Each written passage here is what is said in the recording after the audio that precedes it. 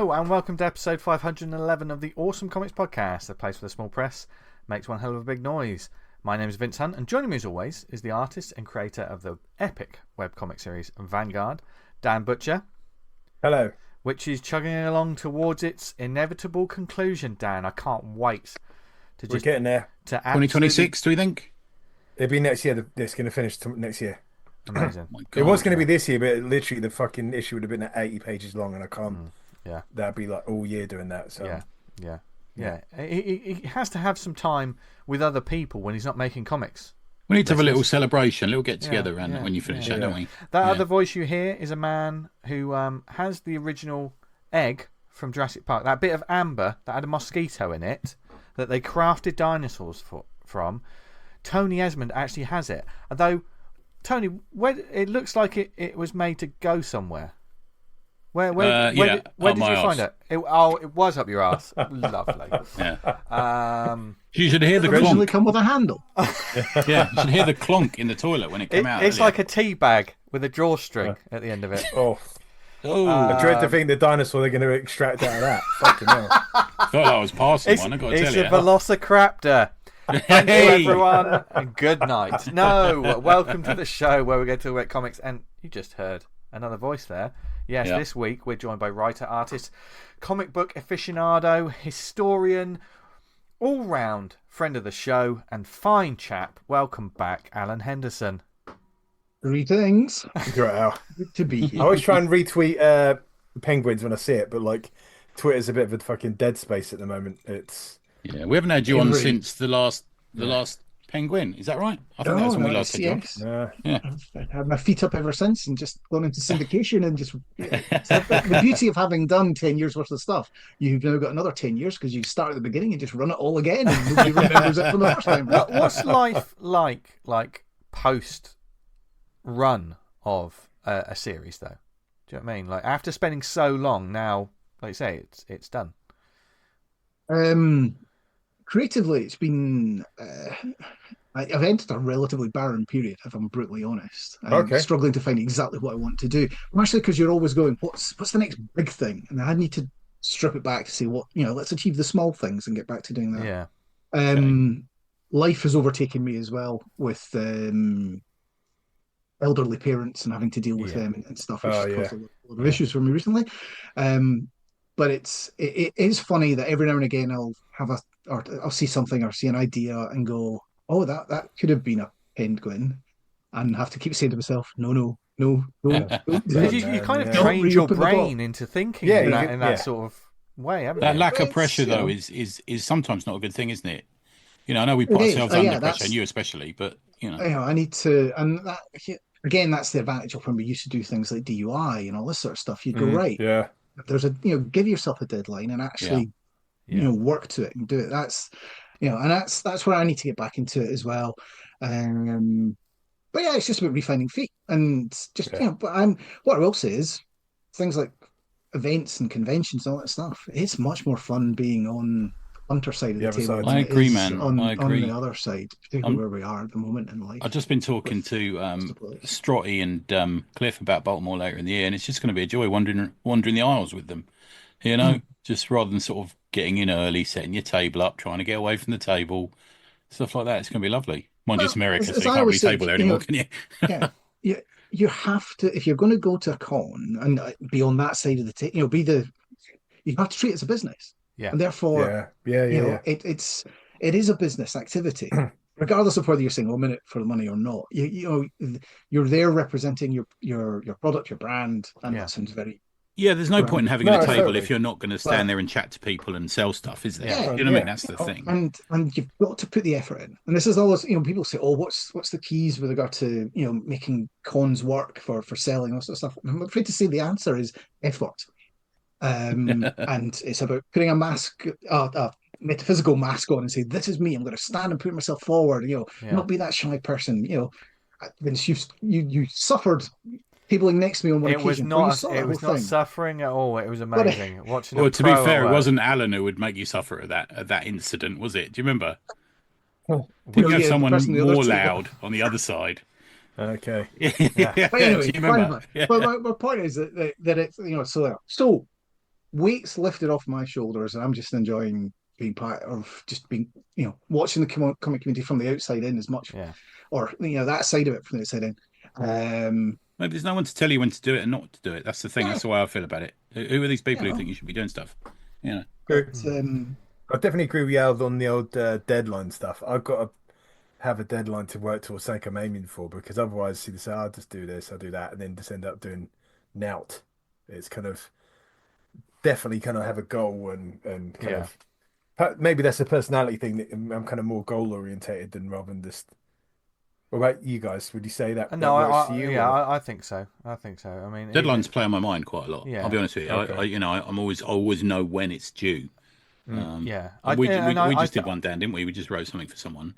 Yeah. I got that in a week before. So that's so. It's one of the you feel a sense of pros. achievements. Yeah, that's another pro to doing anthology work, because I mean there are anthologies, of course. Many editors and people who compile these anthologies will say, "I've been waiting ages for this thing from certain people." But me personally, if there's part of an anthology, you kind of want to get it done, don't you? You want to, Totally, yeah. You don't want to be the one letting the side down. Yeah. Which is the importance of deadlines. And if you're in a creative medium, no matter what it is, whether you're writing, editing, drawing, doing whatever, get used to the word deadline, because it's the most important word of everything when it comes to comics. I'll flip that slightly and say the most important word is actually reputation. And if you keep missing your It comes deadlines, from that, reputation. Well, because I mean, and then you don't get asked. The deadline's next there, and if you don't anthology. make that, it affects your reputation, and then goes So and that And I'd say someone asking people to work for stuff, always set a deadline. Yeah. Or I say, deadline will be about sort of the end of February, something like that. There is a certain thing to say that the mindset, like deadlines, can be scary. They can be intimidating. They can be a wall to climb up or a mountain to climb up. Never, ever, ever see them as an annoyance, because then you're losing, because they're not an annoyance. They're there to make sure that things get done. Also, be realistic and don't fucking ghost people. Don't go silent. That's the worst thing. Yeah. Like if someone says to you, I need this 40-page comic done by the end of the month, and you're 2 weeks into that month, you got to say, I can't do it. Just, and also, if things like that aren't feasible, if you think about it, there are people that sort of say, I want to make a 40-page comic in a month. And be realistic. Yeah, just be like, well, I can do that 40-page comic, but I won't be able to do it in that time frame. Discuss, and things can move. But this is where the project managing triangle comes in at this point. You've got three things of time, cost, and quality. Right? Two of them always have to be fixed, and one of them has to go. So you can either have it in that time, at that quality, but it's going to cost you an awful lot more, which in this case would probably be amount of effort that you as an individual have to put into it, and things you'd have to forego. Or you turn around and say, look, I'll give you at that time in that space, but the quality just has to go. And I think, to me, as well, a lot of the stuff with indie comics, there is a point where you do need to go, is this good enough? As I always said with when I did the Penned Guins, there was things where you had to go the 1 second roll, the 2 second roll, going, people are only going to look at that panel for that length of time and then move on to the next one. So it does not every one of them doesn't need to be the most dramatic thing ever, or the most highly rendered, or this sort of. So is it good enough? And know when to stop and move on. I'm stuck in that quality thing, man, because in indie comics we sometimes pay a little, we sometimes pay nothing, we sometimes do it with a bunch of mates, wherever it is, and then stuff will come in and you kind of promise to put it in and you think this isn't very good, and there's a bit of that going on sometimes. It's a difficult it's difficult working with friends and family. It is. Do you know what I mean? Because there is going to be some point where someone that you love dearly might give you something that just isn't up to snuff. And what do you do? It's difficult. I mean, I'd hate that. Do you know what I mean? I'm allergic to confrontation. There's a sliding scale on that. Some things are like unfixable, and some things are like, oh yeah, I like this, but could you just change this for me? There's and that's very. I'm very conscious of the time on that as well. Sometimes you haven't got the time to do it, especially when you've got the process of going through a Kickstarter with something as well. That's another thing we found. You've got on our Kickstarter, people are used to our product coming out, within a couple of months of the money arriving and everything, and there's not enough time to send stuff back sometimes. But it always also comes back to communication, doesn't it? We always say it. That's one. It's communication and the way that you do it, and especially like having these difficult conversations. And since time immemorial in comics, there's probably been those where those conversations have happened and they haven't happened properly, and you hear of these two creative forces never working together anymore because they just. Oh, you hear of Marvel stories where people are pulling guns, and sort of thing. Yeah, fucking hell, that's pretty rock and roll. Yeah, America, isn't it? Just have fucking guns. Just be. Dan's always got the guns ready, though, aren't you, Dan? Yeah, they're ready to go all times. 24/7, 365. Yeah. So I mean, who is a sex addict again? More of that later. Yeah. There will be more of that later. And we got some fun topics. We got a fun topic to talk about. There was another topic that we were going to start at the beginning, but this was so much fun that we'll jump over that one till next week. We'll jump over that because I just want to ask. I want to keep the spotlight on Alan for a little bit longer. I know that there's that sort of, like you say, it's quite barren. There can be creative frustrations in trying to pick what you're going to do next and moving away from the Penned Guins or whatever it may be. What do you think? I love it. Showing us a picture of Cannon and Ball, just randomly. Yeah. American listeners, go Google Cannon and Ball. Comedy gold. So it's like, how do you get those creative juices flowing again? So things like when there is the drunken draw, because that was the last drunken draw. I don't know why we ended up talking about Cannon and Ball comics, and it was a case of, all right, well, I've had no idea what to draw. Let's just draw that while we're sitting here, having chat type thing. And that's the sort of thing where you just need to say, right, you tap yourself into those sorts of things to say, let's just play around and do stuff. Yeah. Do you think you get ahead more in the writing route? Do you think you get ahead more writing, or are you gonna do it all yourself? Yeah. Because you've dabbled a bit in some anthology stuff. You've written some prose stuff as well. So I dabbled a little bit in everything. This is the thing. Yeah. It's about there's kids a bit books of me is how I met you. Do you remember? You did a kids book. I made you cry. Yeah, it did. Yeah, it was very sad. Teddy bear sat on a shelf. And that's kids book stuff. Really, if you ever spend time in a bookshop that's got a little big kids section or something like that, and you look at the quality of kids books that are illustrated kids books and the price of them, and you go, my God, I could do, you're thinking that yes, there's talent for the people that have done it. Also, you're like going, this is an absolute piece of piss. This isn't like a massive market as well, man. Absolutely massive. That's part of the problem is getting into it, and with all these things. I would love to go back and do more painting. I've not had the paints out in a long, long time. Again, I did a little bit in the last Drunken Draw because that was the first time in ages. I would, and you know what? If you were saying what's the dream thing I'd love to do, is actually would like to get myself. I'd like to write myself a 6-8 page thing and paint it, and actually say I've done a painted comic. And the horror in my head there of thinking about how do you keep the consistency across all the pages? How do you do that? When I'm like going, I don't really know what I'm doing with watercolors, and I just, what I've done is it's turned out all right, but it's only because I've been playing with it myself and just going, give it a go. What's the worst that can happen? But when you suddenly say, oh, try to do something that's consistent panel after panel, and and try to do even if it's just a scenic piece to go, here's to keep the consistency across those panels. Is that something supremely important to you, like consistency? Because there are comics that will bend and break that rule of consistency for the narrative that they're telling. But for you, is it something that you always kind of want to? No. I mean, I suppose it depends. There's again, it's that quality line. Where is it? How far are you willing to bend it in terms of saying? But it can be as simple as saying, I've done this before with when I did paint some of the books that Tony refers to as the kids' books, where it was more just sort of wash effects, and I realised that I'd ran out of a particular colour, and I had to make more of it up, and it wasn't the same. and that was halfway through a page type thing, and I was like, oh my god, this is horrendous. How do I, Yeah. and it's just one of those niggles more than it is something that really really excites you. I That's the like sort of thing. sometimes when people paint, but they insert ink line drawings into it. Almost like you paint the background, but there's an ink character in the middle. It's a bit bande dessinée, isn't it? There's that ink going on in it as well. I think that works quite well.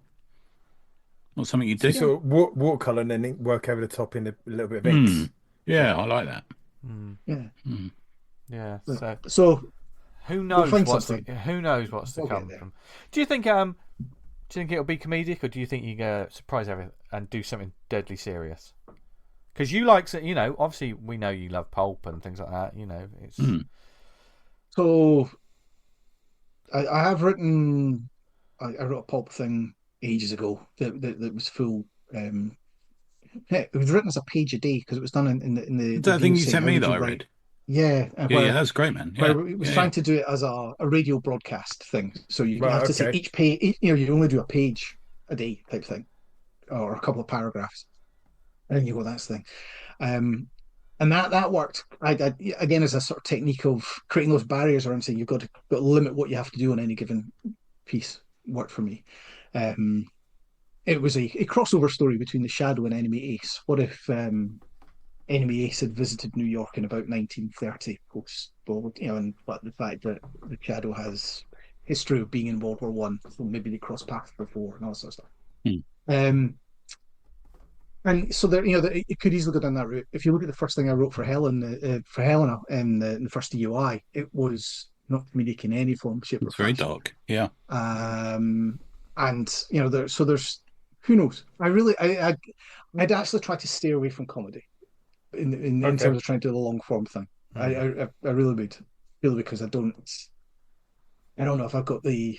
It's tricky in a long form thing as well, isn't it? The chops that actually run a whole Shaggy Dog story from beginning to end to lay the groundwork and then hit the final beat. I'm too immediate with him coming in. We're there now, Yeah. Much more that Tim Vine approach than perhaps the Billy Connolly approach. Nice. Oh dear, but whatever it is, we're looking forward to seeing what happens. And of course, we will let you lovely listeners know what Alan's up to, and where you can find his old stuff later on in the show as well. But we brought him on because we had a little topic that we wanted to talk about. We were talking about indie creators. Tony, you came across something which sort of inspired this. Yeah, so I might mention this now actually. So I bought a book called Legends of Indie Comics Words Only, which is a lot of characters who are characters that I've loved. There's Badger, Sable. How long has that been out for? That book? Came out in March. Edited by Robert Jesenek, and it's from Pie Press, believe it or not. And the cover just sang to me. The cover has got Grimjack, Sable, Flaming Carrot, Whisper, Cerebus, Luther Strode, Mr. Monster, Concrete on the cover. And what it is it's all of the original creators or creators involved with those characters revisiting them in short stories. In prose short stories, and I thought honestly I read this all in a weekend. It's marvelous, really good. But the start of each chapter is a little summary of who the character was. So there's a little thing with John Ostrander. There's a little thing with Dave Sim. Dave Sim's one is nuts. I've got to tell you, man. And I thought, so I suggested to you, why don't we choose some characters from our past, and you gave it a twist, didn't you? Yeah, I was just thinking about.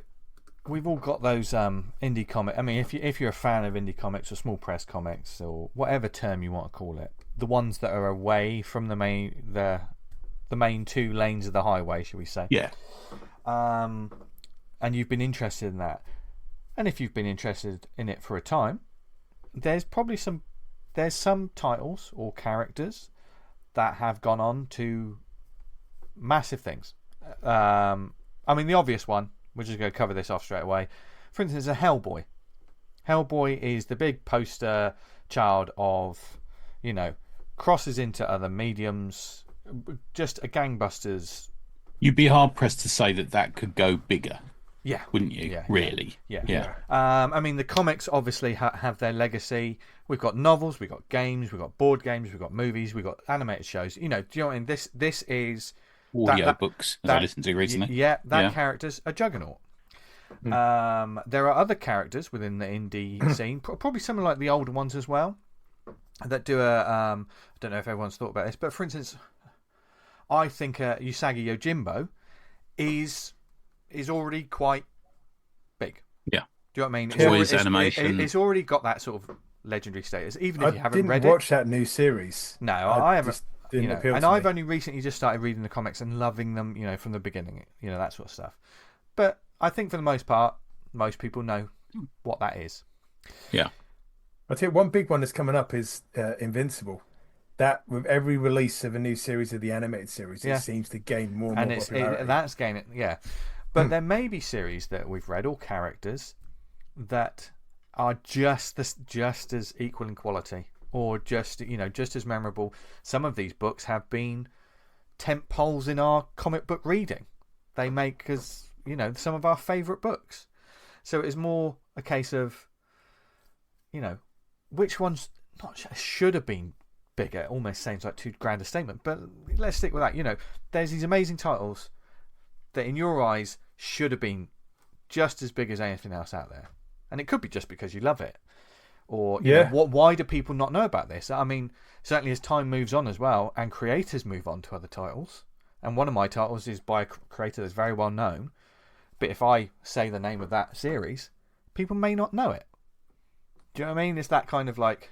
So I think it's an interesting look back at sort of indie comics and small press comics. And yeah, the only other thing that crossed my mind when I was thinking about this, given it was the subject matter was given to me at 9 o'clock yesterday morning, while I was, and I then stepped on the treadmill and ran for half an hour, going, "Well, what we're going to talk about here?"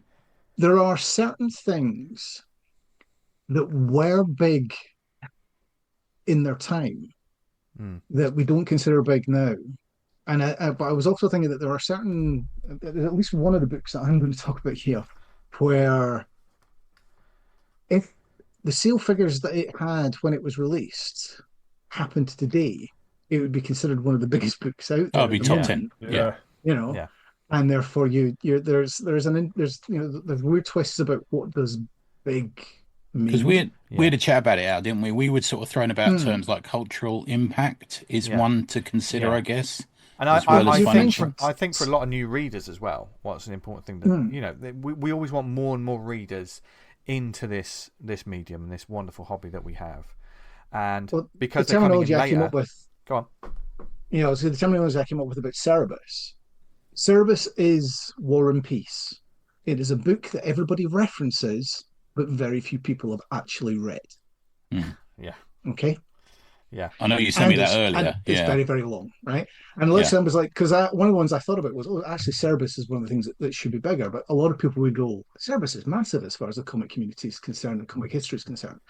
But outside the comic world, nobody really knows what Cerebus is. No, because the animated series never landed. But you're right, man. You're right. The knowledge of Cerebus is 100 times bigger than people who've read it.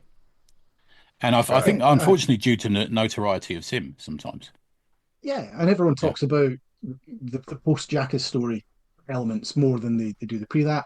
And I will say that if you read something like Church and State, a lot of the references in there now are probably dated because there's references to the Tick and all this sort of stuff where fewer people would get that, where it's where you're mixing where the character's called the Cockroach just because it's a play off of the Tick, and then the Cockroach character messes up with other characters as well. Yeah, and even the Marx Brothers. I mean that showcases the danger of having something that's so specifically culturally important to your time, that moment in time. I mean, he was playing off things that were going on in the comic industry at the time. The whole Wolverine thing he plays off and all that sort of thing as well. Yeah. But that's a question, though. Have you, Dan and Vince, have you read Cerebus? No. Not all of it, no. Right. I mean, interesting. So they've got degrees of... There was a couple of issues. And also, I think there's down to the sort of... It was just never for me. There are some books that I've gotten into later. Well, we mentioned... that I didn't... I wasn't ready to... But yeah, and Concrete's another one that we were talking about, just before the show. Obviously... I know of Concrete. I've seen it all over the place, and I've never read a single issue. Yeah. And that's one that I think an Starting to go awful lot of people don't know about. Did that pop up in like Dark Horse Presents? Yeah, Yeah. yeah, did Okay. Yeah, and so there's a lot of these characters, especially with new readers to comics. I know they're coming in through like web comics or manga or things like But that. like Al says, we're bringing in such a bias here to like Yeah, what's yeah. big and what's not. massive, yeah. Yeah. That's So, the thing, I mean, isn't it? this is almost an essentially turned up to 11. This is a recommendation section in a kind of way for us to be like, we love Old man recommendations. yeah, the old man, but in a way that it's like, please don't let these books go under the radar. Do you know what I mean? You know, normally we're trying to put like, oh, here's a new creator, here's a new book, here's something that, you know, maybe current or a couple of years older, you know. But here's like, look, if you see this in a bookstore and it's tucked in amongst everything else, get that. Well, with off. mine back issue cheap bins will be. I purposely went for two areas that I hadn't talked about before. Because we've done 511 episodes of this now. People are going to know exactly what I'm going to fucking talk about. But I purposely found two and things. some of these we have, we. Sometimes that's a struggle for us, you know, because like we mentioned topics and stuff, and we're like, oh fuck. Yeah. I think we might cover this, Tony's on about but- this again. Well, yeah, it's like that. One of the ones I'm going to talk about is we had a whole episode on Never Knowing Anything about. Oh, So did we? that's- Okay, right, good. Oh, I think I know which one that is. Is that one from a while ago? Yeah, I think it was Yeah, our okay. very first you and I did together. 560 pages of Okay. reading material. Yeah. Okay, so let's get this, and probably let's start off with that one. Okay, so to kick us off, listeners, some of you may have heard of these books or these titles or the creators. Some of you may have not. But now, for your for educational purposes, you should be fucking reading this. No, but Yeah, Alan, but do you know kick us what? You will enjoy these. Yeah. Both mine are like quality. Yeah. And I know Alan's are. So yeah. Yeah. And people are probably So, going to think, oh, they're going to mention Swamp Thing, or they're going to mention this, that, the other. No, this isn't that chat. I don't think. Yeah. I'm not privy to everyone else's. But Alan, kick us off. Right, so I've got honourable mentions as well that I'll come back to the end. But the one that I Me started too. off with, this was so I've got this is a character because I was the original thing here is what character should be bigger, and weirdly enough, thinking about this more and more recently because this is a female black character who stands up against a tyrannical president of the United States and is at the start of the Second Great American Civil War. So the A little character bit I'm before going its to refer time. to Yeah. is Martha Washington from May Liberty, by Frank Miller and Dave Gibbons. Now, again, this is one of these ones where I would turn around and say there'll be a lot of people going, but that was a huge book. And there's been multiple miniseries. And in fact, there was a great, big, massive anthology of collecting everything all together at the end as well. So surely this is a big character, big thing. But I will tell you that nobody outside of comics, and even then, nobody There's a lot of like, people. subset. There's a Who'll lot be of people going, who will be going through like back issue you know, boxes and stuff, and they will see it. It's dropped off the And they went, conversation as well, even yes. within comics. Totally, man. It's But- fucking but- relevant as fuck. But the first Give Me Liberty series, and I will admit there was a bit of a law of diminishing returns, and this is part of my thing about where we talk about this character should be bigger. We don't want to end up down the Star Wars route of going, Oh God, no. why are you telling me this backstory about somebody I don't care about anymore? Yeah. And I just want it from those two creators as well, man. you know. Sorry to say it. But- I just want it from well, Dave and Frank. You don't want the Beauty of Give Me homogenized. Liberty, they have finished it. You know, they kind of go, here's birth all the way through to death. You know, it's a game of Cerebus. You can go here's from birth all the way through to death. Right? The character is over now. But in terms of could this character be bigger in terms of the cultural zeitgeist as a whole? You know, this is a strong female character, a character of color. You could turn around and say, right, who's in a sci-fi army thing type, facing into big corporations and dealing down with them and the impacts of a post war in the States where there's religious gangs and there's this, that, and the other. It literally just writes itself for the current world order of saying this is how we do things, of putting a show together or a film or a set of films or whatever. And as I said, that original book, which came out way back in 1990, it was a 4-issue miniseries. all of them which were prestige format in size. So I'm going to say 48 to 60 pages each. Who knows? Can't remember. That allows us to turn around and say, look, here's somebody that should be much better known and much better talked about in terms of saying, yes, we know how to, you know what this character can achieve.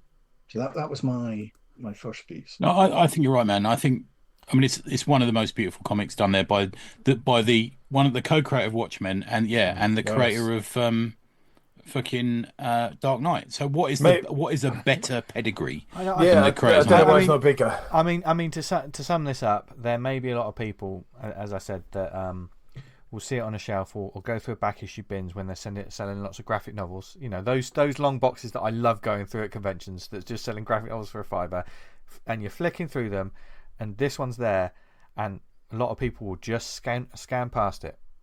Do you know what I mean? Because it's almost forgotten about. Do you know what I mean? That's could be that they haven't been told this is worth reading. Do you know what I mean? It's not fashionable to be seen reading it or picking it up or something like that. And it's a daunting task with that book as well, because it's quite a dense read. There's a lot to it. Alan and I reread it for an episode of Never on Anything during lockdown, and honestly it took me a couple of weeks to get through that book because there's a lot in there, a lot of themes as well. I think the misconceptions about Miller, maybe by a few people in the UK scene, might put people off, but they're wrong about it. He's creating one of the best comics, probably, easily top 20 comic ever for me, out there. And Dave Gibbons is always a massive class act. Totally. Absolutely consistent throughout. How long did it take to finish, Al? Was it over a decade, I guess? I can't remember now. Something like that, wasn't it?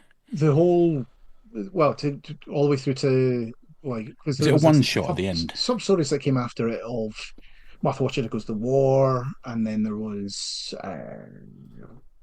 oh my gosh, I can't remember. Anyway, there was two or three, and then you had the death of Martha Washington as well. Yeah, and the thing about Gibbons, he got to 100 years old and died. And one of the beautiful things about Gibbons is there's so many artists that I know we've all got an artist that probably will say, I prefer their earlier stuff, or I prefer their newer stuff to what they did originally.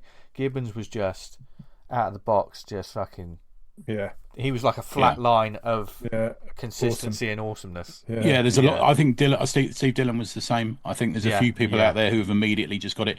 If you listen out for a future book club with Eamon, we're talking about Gibbons, what is possibly his first published work, and from that point on, he's magnificent. Just brilliant. Onwards. Absolutely. Thank you, Mr. Gibbons. Thank you. And a super nice guy as well. The nicest dude. Yeah. I think that's quite a lofty one to start us off with, and that's one that I wasn't. Do you know what's brilliant about this? I haven't read that properly. Man, I haven't read them for fucking years. I actually found the last issue quite emotional. I think. Yeah. Even if you don't want to get into all of it, just read the first miniseries, the first book, the actual Give Me Liberty book. So it's the bit. When you think of the books that were contemporary with it, you had martial law going on. It was only a couple of years after Dark Knight. This sort of thing it's such the Swamp Thing stuff that was going on at the time. It's such a great period. Sometimes Longbow Hunters and all that sort of stuff. Mate, good shout. Martha Washington all but appears in RoboCop 3. There's a character in that who is she's played by the lady at the Shield. Is it Stomper? I can't remember the actress. Oh, I know the lady. Yeah, she's good. I like her. Yeah.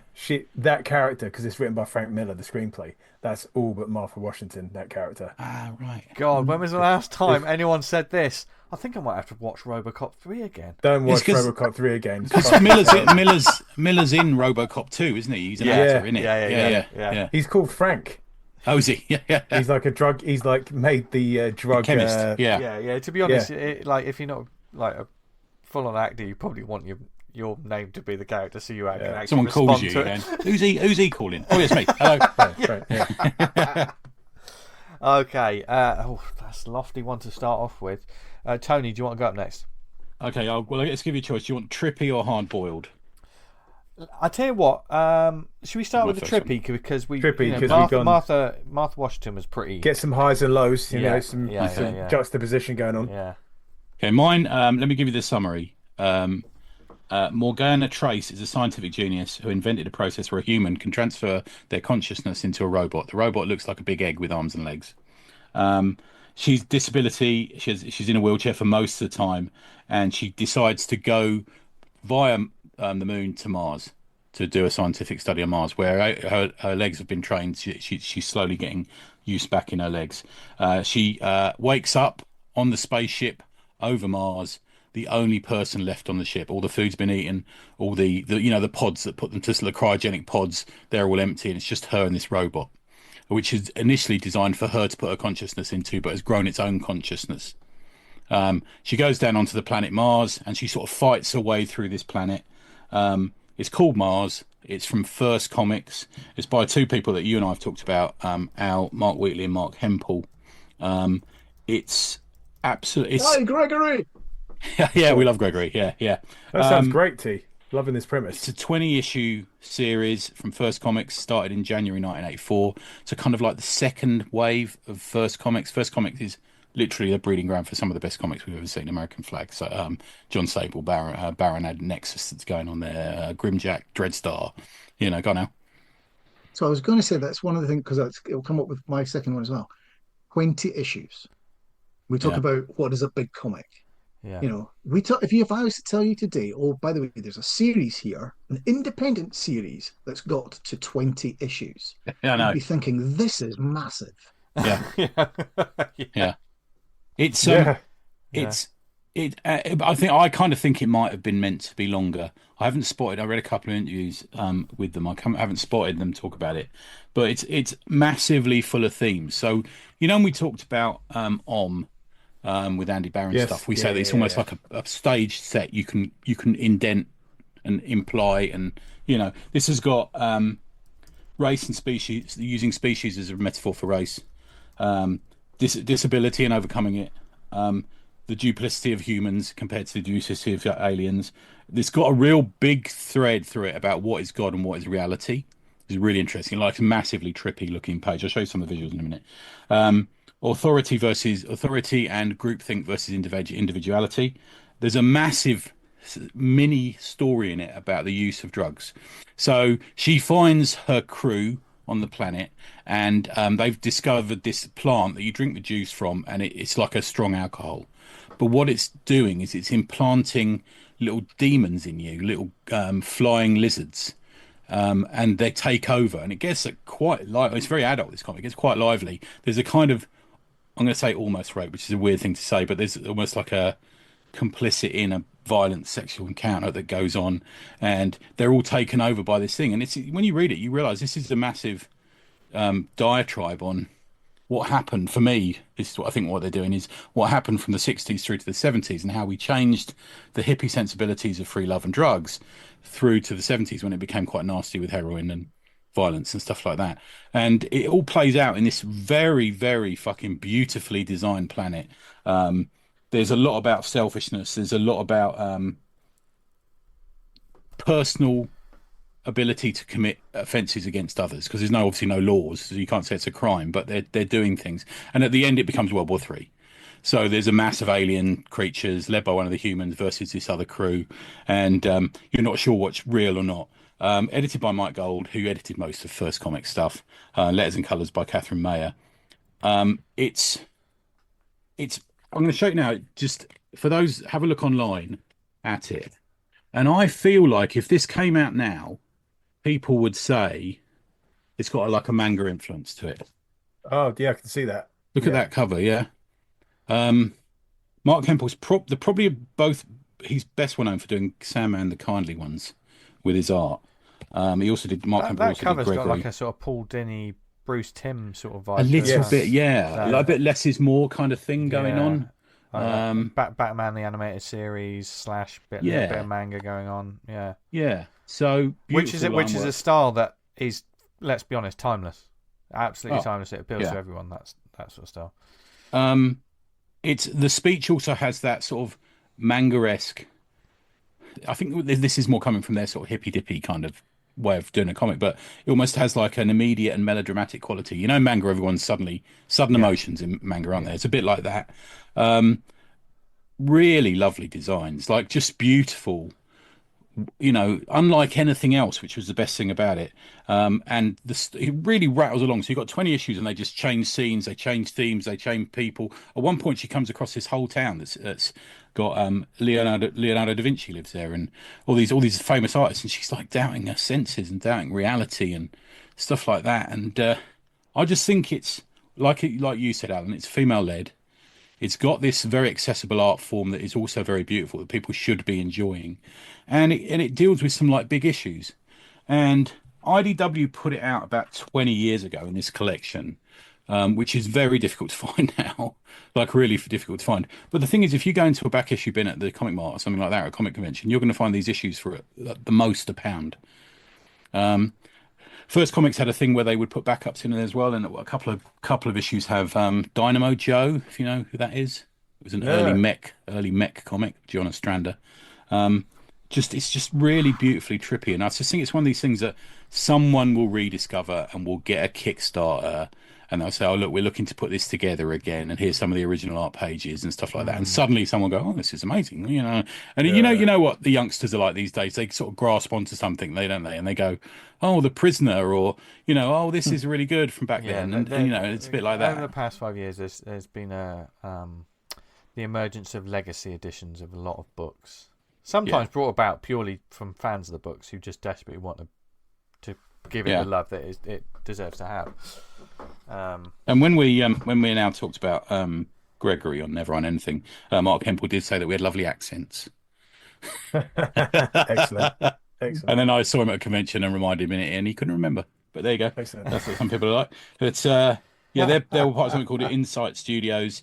Mars, Mars. There's no complication about it all. But those that remember First Comics would go, oh yeah, because it's kind of like a secondary First Comics thing. Yeah. But really good. That's my first one. Nice. Dan, do you want to jump in? What's Sure. My one, I've talked about it before, but doesn't hurt to go back to it, and that's Groo. Everyone's read Groo, a barbarian warrior, invincible in battle with an IQ 3 points lower than the boulder. His trusty sidekick, canine Rufito. That's the way. I'm not sure that's the right way you say it, but I always say it like that. He wanders an ancient land of mystery, magic, and mayhem, looking for a warm place to sleep, a few coins, or a taste of cheese dip. Despite his best intentions, Groo usually wreaks havoc everywhere he goes. I think it's been running for over 40 years. I've they've just had a miniseries out. Yeah, they 2 years ago they had a Tarzan crossover. Tom Yates drew the Tarzan bit, and but it's still it's another one. I think it's a classic. It's like a legacy book, but one. I mean, perfect you picked this, Dan, because this is a perfect example of I remember reading comics and when it was published by Marvel for a little bit, wasn't it? If I remember it's got a real Pacific Comics, Eclipse. And it was always there, and you'd see it in the Wizards and things like that, and it felt like it was the constant, but almost because it's the constant, not enough people shout about it. Does that make sense? You just kind of you presume it's always going to be there, so you don't need to kind of. Have you said the creators yet, Al? By the way, Dan. No, I haven't. Sergio Aragones does the drawing and writing the story, and that's kind of sharpened up by Mark Ivania, lettered by Stan Sakai of Usagi Jimbo, and coloured by Tom Luth. And I think they pretty much that crew have been it. Apart from Sakai's been lettering it. I know they're mates, aren't they? Him and Sergio. Go on now. You can say they've done a crossover a couple of times. Yeah, I was going to say it's one of these things where you cannot think about Groo without thinking about Sergio, and therefore I always treat it as another mad character in some ways, and part of that, and it's almost you think you kind of don't think about the character on his own. You think of part of the ensemble of the work of Sergio Aragones, who is a lot bigger than we think. Because he's a lot bigger in the States than and was huge, appeared on television shows regularly and all this sort of stuff. Nice. So there's an interesting thing here as well about the dynamic of what does big mean. Yeah. Yes. In the context of, it's a weird thing as well about comic humor at times about saying what works in the UK doesn't work in the States and vice versa. And I think in sometimes. The Groo pieces. I would sort of compare it to, and I have this far too many times. is, especially with the younger generation, you hear a bit of music and it's absolutely fucking classic and everyone should know about it, and then someone goes, "Who's this?" and you just sort of turn around like, "Do you seriously not know?" And I think Groo's almost like that. It's the classic that I think there's a lot of people that need to experience it. But carry on now. The good thing about Sergio is he's appeared at the lakes and stuff like that, so we do kind of know him a little bit, don't we? And I know his activity with the Cartoonist Society a little bit still. It's hugely respected over it. I'm more meaning the fact that someone like the Groo, in the same way that Asterix has got a big following in the UK, but it's not taken off in the same way as it does in Europe. Yeah. And it's one of these things where you're right, again, it's a template for everybody to say we know what it is around. But sometimes it is the thing, why is it not bigger? Is the question.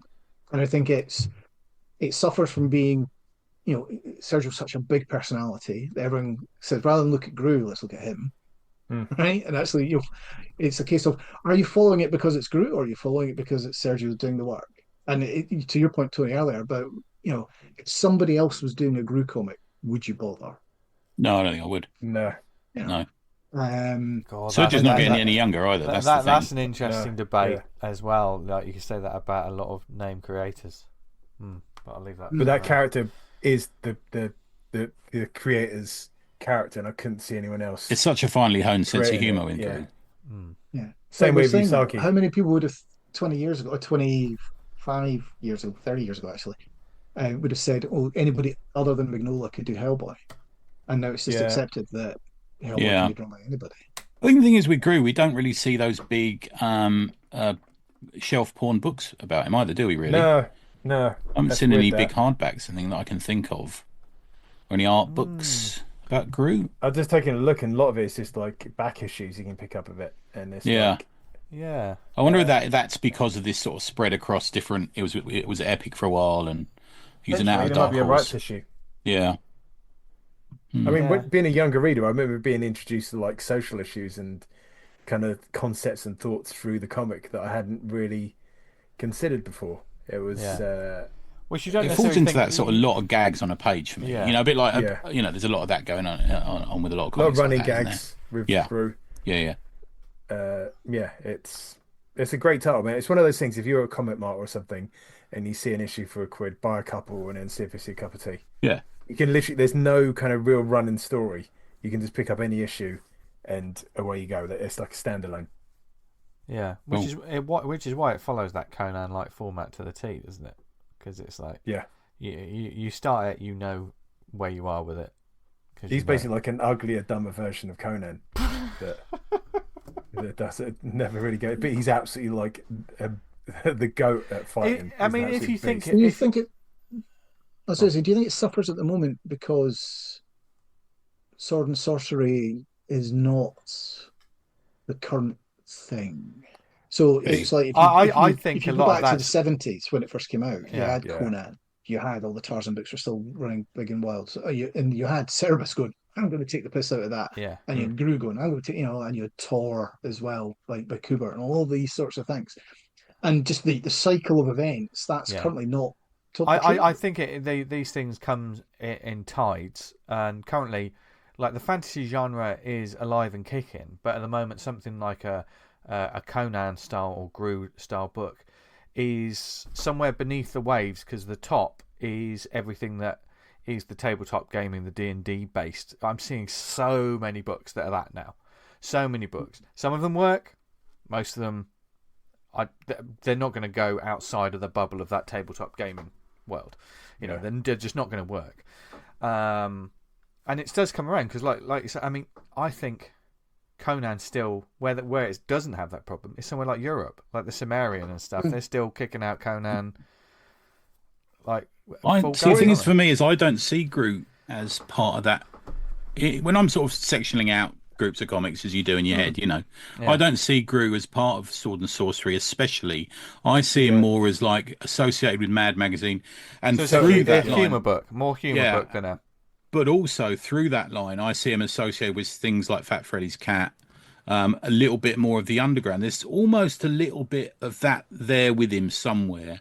Do you think that's a problem in the fact that he's not one or the other? He's a kind of sitting I think in maybe between. the mad thing. I mean, they've stopped publishing new material on Mad, haven't they? They've kind of disappeared. That sort of hippie underground, bordering humor magazine, read by people who smoke too much dope, thing has kind of gone away a bit. He's not hard edged enough to be part of the current underground or No. Fantagraphics crowd. But he's also not really part of the sword and sorcery crowd because there's no like big muscles on show and girls in bikinis and this sort of thing. What we kind of go through the kind of what's currently popular in the zeitgeist. We're kind of in a kind of a plateau at the moment. I wouldn't say there's one thing that's like the superheroes are not big, the zombies not big, post-apoc is not. Yeah, We kind of that's wait a for good point, man. some big thing to come along to kind of define. Autobios had its day, I think, as well. I think the sort of the Fantagraphics crowd is still quite big, but the Klausian type stuff. There's no trend. There's no big thing at the moment. I think we used to sort of say, "Oh God, I'm tired of the zombies trend." That's been going for years. Or before that, there's probably superheroes. The '90s, the image boom, all those sort of superhero trends and stuff. Yeah, I hadn't really thought about female leads. Is that a big thing at the moment? Man, that's on this arse. Right. Like the whole. I don't know about you, but the whole girl boy stuff. Just everyone seems to be fucking rolling their eyes at it. So, oh man, not it does seem to be a bit that way. Yeah, and I mean, is that a trend or a trope? Yeah, it could be both, can't it? Yeah. Interesting. I mean, I think robot character leads is possibly on the up. What's that, sorry, mate? Like robot character leads. So things like because the Transformer books are doing so well. That's true. Yeah. And I think we're probably maybe when you say that, maybe you mean the sort of the toy line into comics thing. You got G.I. Joe, you got Transformers, you got there'll be Masters of the Universe taken. I know it's always been there, but we've got what's the one about cats? Thundercats. That's big. Basically, my childhood. Silverhawks. My childhood is now coming back. Teenage Mutant Ninja Turtles is back again for never went version away. 16 or whatever they're on. It never went away. Yeah. Well, I know, but it's. But I haven't been. As you say, it's waves and it's on the up rather than. It's a good show, Shell. I think you're right there with that little crew of books. Yeah. Okay. Tony. No, Vince. Yeah. Oh, Vince. Tony, who's next? And it is Vince. You're right. He's a pro. He's an absolute pro. My one is a book that is no longer about. People know the creator more for other things now, but this is Liberty Meadows by Frank Cho. Which I think more people know the name Frank Cho now, with good reason, because he's a fucking amazing artist. He's living the life large. He's living a large life, and doing great artwork. I mean, his commissions probably sell for God knows how much, but if you look at him on Instagram, forget about it. It's amazing stuff. We've talked about his books like Fight Girls. He's worked with Marvel. He does covers for DC. Has he done many DC books? I don't think. I think Marvel was where he made some coin, didn't he? That Savage Wolverine thing. Yeah, Marvel jumped on him, and now he can probably just live life off commissions. But back in the day, Liberty Meadows was the Sunday Funnies sort of comic strip that he did for the newspapers, which were the gangbusters back in the day, wasn't it? That was how so many characters. We were desperate for a newspaper strip, man. Yeah. I feel sorry, like Matt Strott. He kind of was gunning for that, but he fell foul of when that was going out of fashion. Yeah. Because I've seen his work, and if he'd got that out at the time it was big, he would have fucking smashed it. Yeah. But good lad. Liberty Meadows. What is Liberty Meadows? Well, it was a comic book series that was based about an animal sanctuary / rehabilitation clinic, and just the staff, the activities, and the denizens of that particular clinic. It was a ongoing comedy strip that had a cast of different characters. The main female in it, Brandy, was let's face it, she was a figure of she was quite attractive. A busty, curvy beauty. Do you think his style's changed a bit since then, Vince? He's gone a bit less caricature since then. He sort of leaned down more, because I think with Liberty Meadows there was definitely more the Warner Brothers cartoons, because as well as Brandy, and there was Frank the vet, who was a sort of normalish, sort of nerdy type guy, but there are other figures in it like Ralph, Dean, Leslie, Truman, and Oscar. they were all animals. They were like talking, like you would in the Warner Brothers cartoons, like the Tiny Toons or anything like that. So I mean, Dean was a pig with a baseball cap on backwards, and he had sunglasses male on. chauvinist pig. He was a male chauvinist pig. Exactly. Best kind of pigs. There was a lot of that. Ralph was a midget circus bear with a perpetual squint, and he invented dangerous gadgets. There was Leslie, as I mentioned, was a dim-witted frog with hypochondria. So there was all these different, and if you go on the Wikipedia and you can see all the list of characters and stuff, and it was just so good, and the jokes came from the heart. There was lots of close to the bone, sort of like sexy humor, as well as just slapstick farcical humor.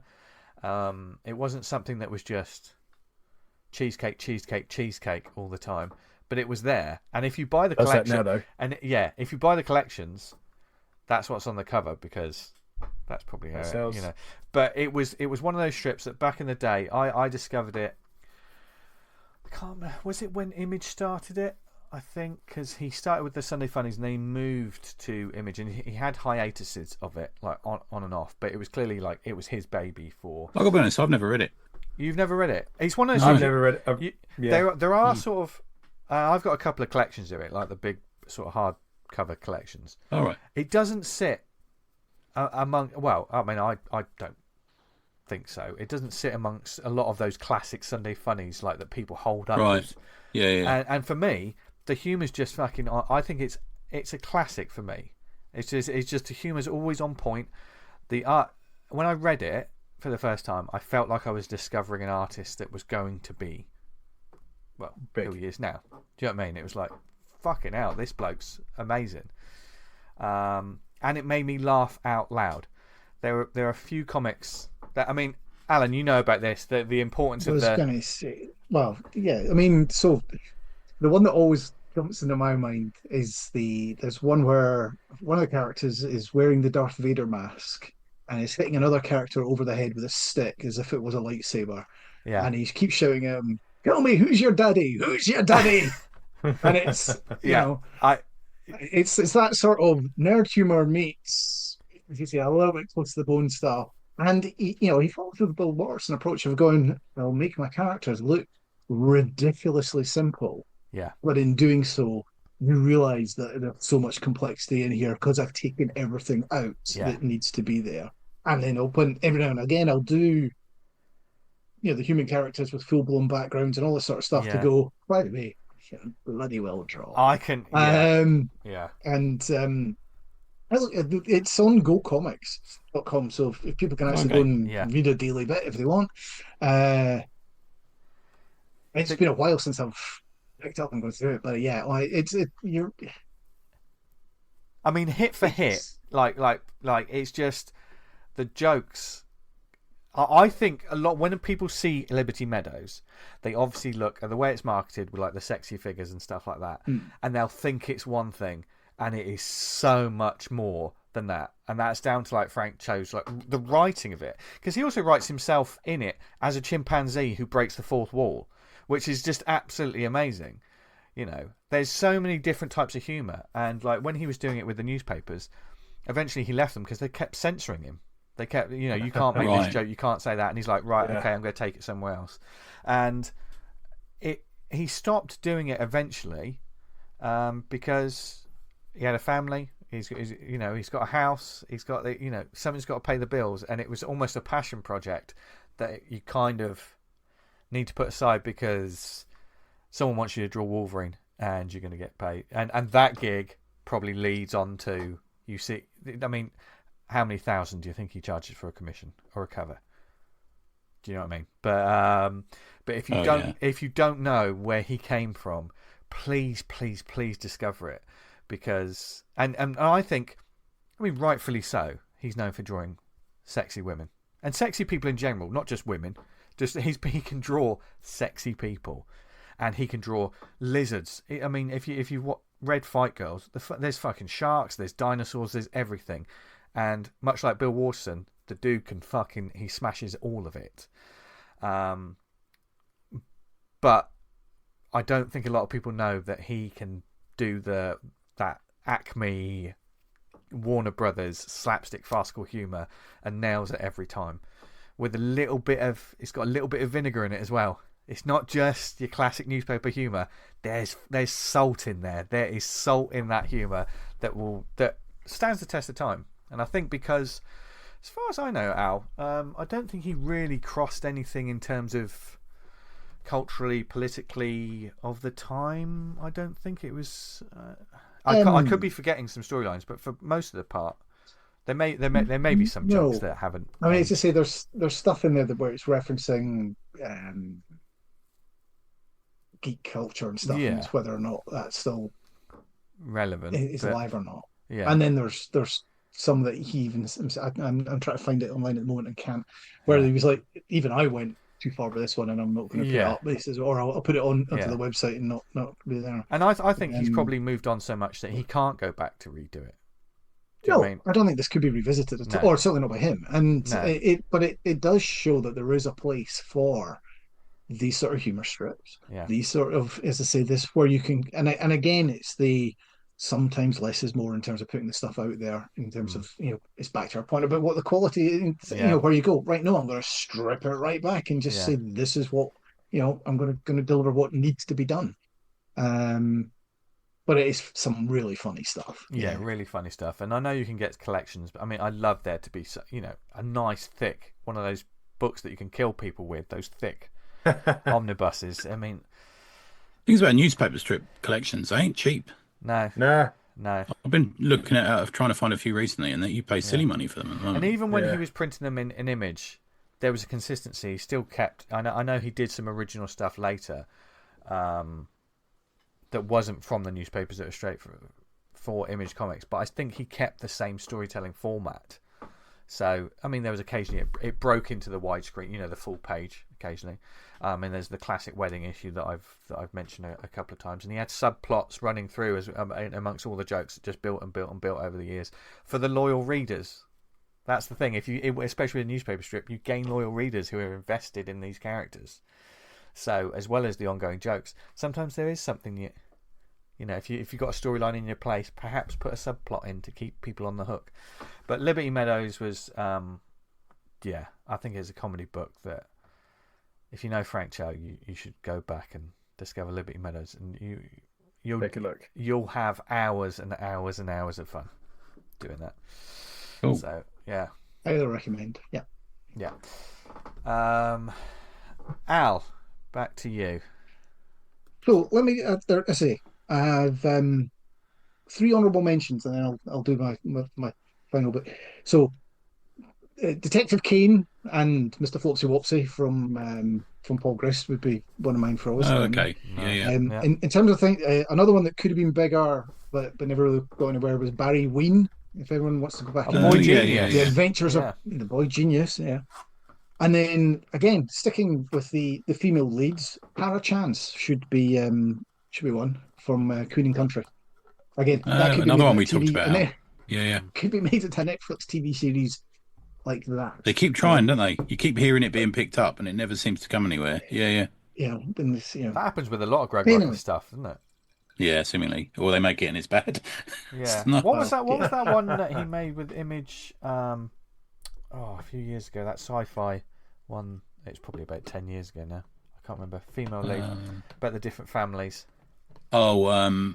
It's not Velvet, it's the other one, isn't it? It's the other one, the more science fiction one. Oh, yeah. I can't remember We'll come back to that when you think about it. We'll come back to that. So while you're all thinking about that, I'm going to mention a female character, actually. The book and all. And this is the character is Tamsin Mary Cates. Okay, and you're all going, what on earth? She was a boring high school. She had a boring high school existence that's turned upside down when she accidentally obtains a skeleton key, an artifact that can open doors to anywhere. Liberated from her Canadian hometown, she becomes involved with a Japanese folk spirit, tea-drinking witches, and a closet monster. Can she cope with a typical teenage school life of parties, friends, bullies, and kung fu as well? This is the book, Skeleton Key, by Andy Watson. Now, this ran for 30 issues from 1995, and then had various other bits and bobs that went on beyond that as well. A 30-issue run published by Amaze Inc., which were a sub-publication of Slave Labor Comics. Right. Tony remembers Slave Labor Comics, nobody else does. Right? Yeah. I do remember some of the books they put out, Slave Labor. Yeah. But you're like going, hang on a minute, we've got a big television show where people get skeleton keys and can open doors and get through to other places. This came out long before Lock and Key existed. Now, it's not a brand new idea. Some of us remember Jamie and his magic torch. Right, and how to get from one place to that theme tune's going to be stuck in your head for the rest of the night. Jamie. Yeah, go on. But Skeleton Key. Now, I'll admit, you can tell Andy's art style progresses slightly over this period, because in 1995 he was a very young guy. But this comes on to become looking like what manga looks like today, right? It really does, and this is long before you actually get into what the manga world is. Black and white, beautiful black and white inks as well. I'm sure it's a page for the listeners. There's a page at the moment where I'm like going, "This is manga," as far as I'm concerned, or certainly manga styling. Now, my whole thing about this is one of these forgotten. Andy's gone on to do some wonderful stuff, right? He's been involved in Hellboy actually. And the book tour, which is his most recent book that came out, big hit in France, wasn't it? Yeah. It's been huge across Europe, and he's an array of other miniseries that he did for Dark Horse, and as well as loads of other stuff. Solo Newsdays is a brilliant book. Breakfast Afternoons are brilliant, but Skeleton Key was kind of the first thing for that. But the reason, again, you were saying what could be bigger here. This couldn't be bigger now because Lock and Key has been made, right? So this is why this cannot be bigger, because this is too similar to that. If you mention it, people would go, "Oh, like Lock and Key," and then you're like, "No." This started before then. This is slightly different, and it's got how do you do the interactions with the Japanese culture and all that sort of stuff. I watched the movie The Player the other day, and it's the opening of it is just people pitching him stupid things, and him just going, "Why don't we put a badger in it?" and stuff like that. And you can imagine that, right? There's a load of keys. Well, okay. You imagine that exactly how Hollywood would react to it. But so to me though, this is again, it's a forgotten book. It's a book that as I say, it ran for 30 issues. If I were to give you a independent comic book today that ran for 30 issues, you'd be thinking this is massive. It was hugely critically acclaimed at the time. It was all wizards and all that sort of stuff, and referenced by all those sorts of people in Comics International. And the San Diego Union Tribune is quoted on the back of one of the books and that sort of stuff. So again, it says, or was big, comic community wise, is now completely forgotten about. Yeah. I don't think it can become big because it's no longer the zeitgeist, and it's no longer, and it's been superseded by things that are too similar to it. That people go, we've picked this one rather than that one. But I would highly recommend it to people in terms of, go check it out. It's I don't know how available it is. Again, the issues will cost you nothing. It's got 5 different trades that collect those 30 issues. And then, as I say, there's other bits and bobs in various Dark Horse one-shots and all that sort of stuff. And you can see Andy Watson's art style progress through it as well. So it's part of the history line for him.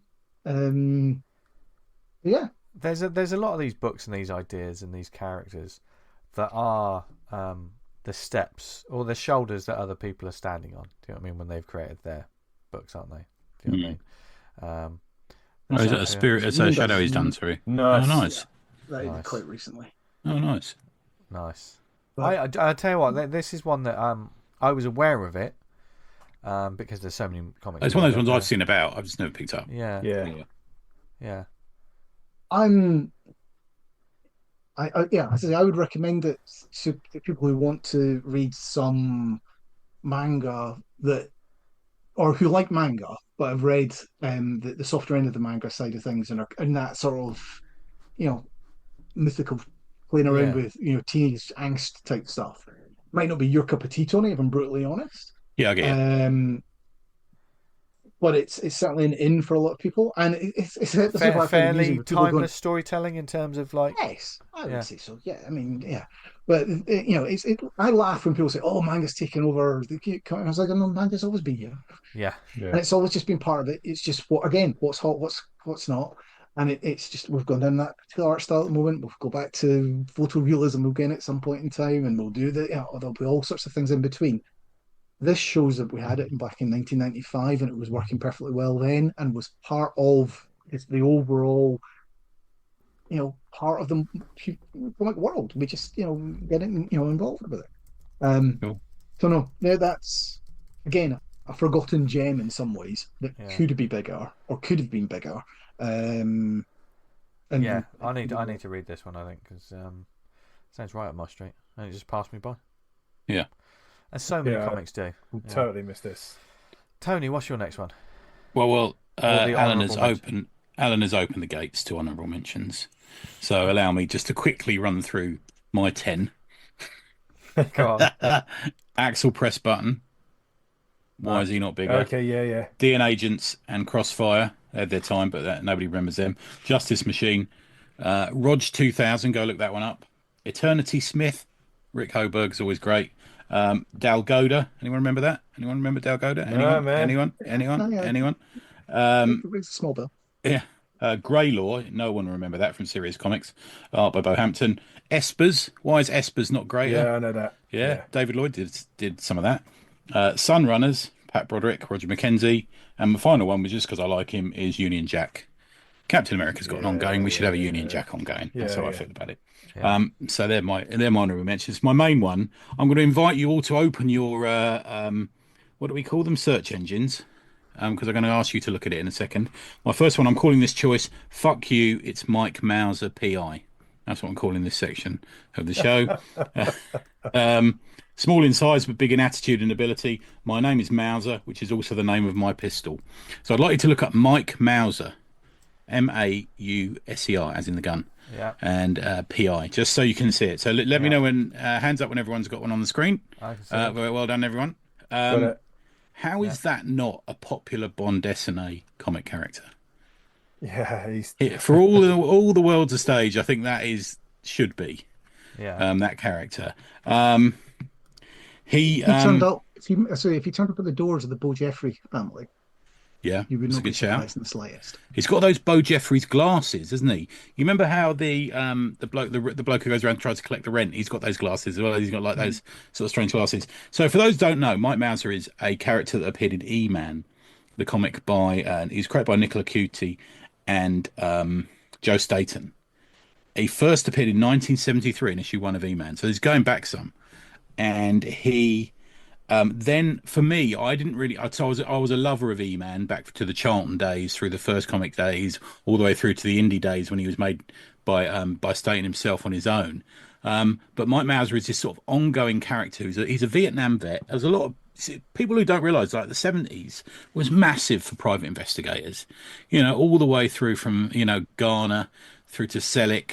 All these people were like private investigators, gumshoes. Philip Marlowe and all this sort of thing, and he was one of them, and a lot of them were ex-Vietnam vets, because all the guys who couldn't get a job when they came back would become these sort of private investigators. And he does shit jobs. He'll do like divorces and stuff like that, but he sort of borders into the E-Man world. Who's read E-Man? Anyone? No, not me. I know of it. I've never read it. Yeah. Al, you read it? Again, 1 or 2 issues, and that's it. Okay. Because it was a little bit before my time. Yeah, it's like massive. There's a talking koala bear in E-Man. They come across all kinds of weirdness, and amongst it is this sort of little grim and gritty detective. He's had a little story in Amazing Heroes Swimsuit Special, which seems quite counterintuitive. He appeared in Vengeance Squad at Charlton. He has backup in Vengeance Squad, which is a favourite of mine. Marisi drew that. And he had his own title, which is a reprint of a lot of the stuff over at Apple Comics. But I just think he's one of those blokes who should be in a Bond Dessiné book, alongside Lucky Luke, and all these sort of comics. There's got to be space for him somewhere. I see the series, the PIs. Yeah, so that's that's this one here. With Miss Tree. Miss Tree. Which is the best name. I know. That's her there. Miss Tree. And if you look at Miss Tree's hair, she looks almost like most women you'll bump into at Thought Bubble at the moment. Yeah. She's got that sort of trendy hair fashion, got that, with a sort of cut fringe high up above the the fringe, eyebrows. like cut on a fucking straight level. Yeah. He's such a great design, man. He's so good. Yeah. Look at that, and he's such a likable little fucking geezer. Yeah. He gets knocked out in this issue. He's got a head like a kiwi. He has. He gets knocked out. Does he shoot a lot of people with a gun? Yeah, he shoots people, but he gets knocked out, and he ends up waking up with his head in Miss Tree's lap, and it's almost like this quite sort of innocent moment of like, oh, poor little fella. There's no chance, but he can dream. So that's my second one, Mike Mauser, PI. Bit of a deep dig. It's deep dig, but it's the sort of dig I like to do because that looks fun. That looks proper fun. Yeah, he's a lovely design. You guys would love drawing him. I really do think you would. And by the way, Lazarus was the series you were thinking of, Al. Oh, Lazarus. The Greg Rucker. Yeah. It reminds me of that gag from Phoenix Nights, Broomhound and Mauser. Do you remember that one? No.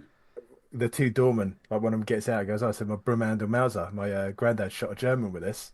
I said, what, in the war? I said, nah, in Belize in an argument over a sun lounger.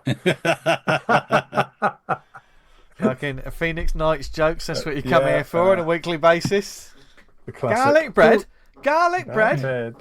I'm thinking of a name. Is the challenge that he has, though, the reason why he's not bigger, in terms of, is from a Bond Destinies type thing, is that there must be, I'll use the word generic, which is possibly unfair, generic Mickey Spillane like Gumshoe.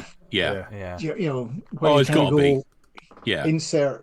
And there's quite a lot. Rundown PI here, right?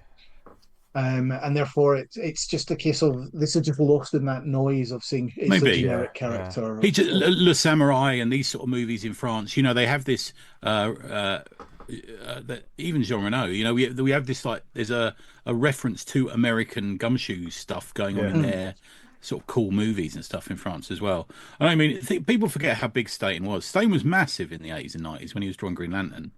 And then he went, and did newspaper strips himself. And he's such a geezer. And I think somebody told me, I think he might have even told me once that he's best mates with Bolland. They're big mates.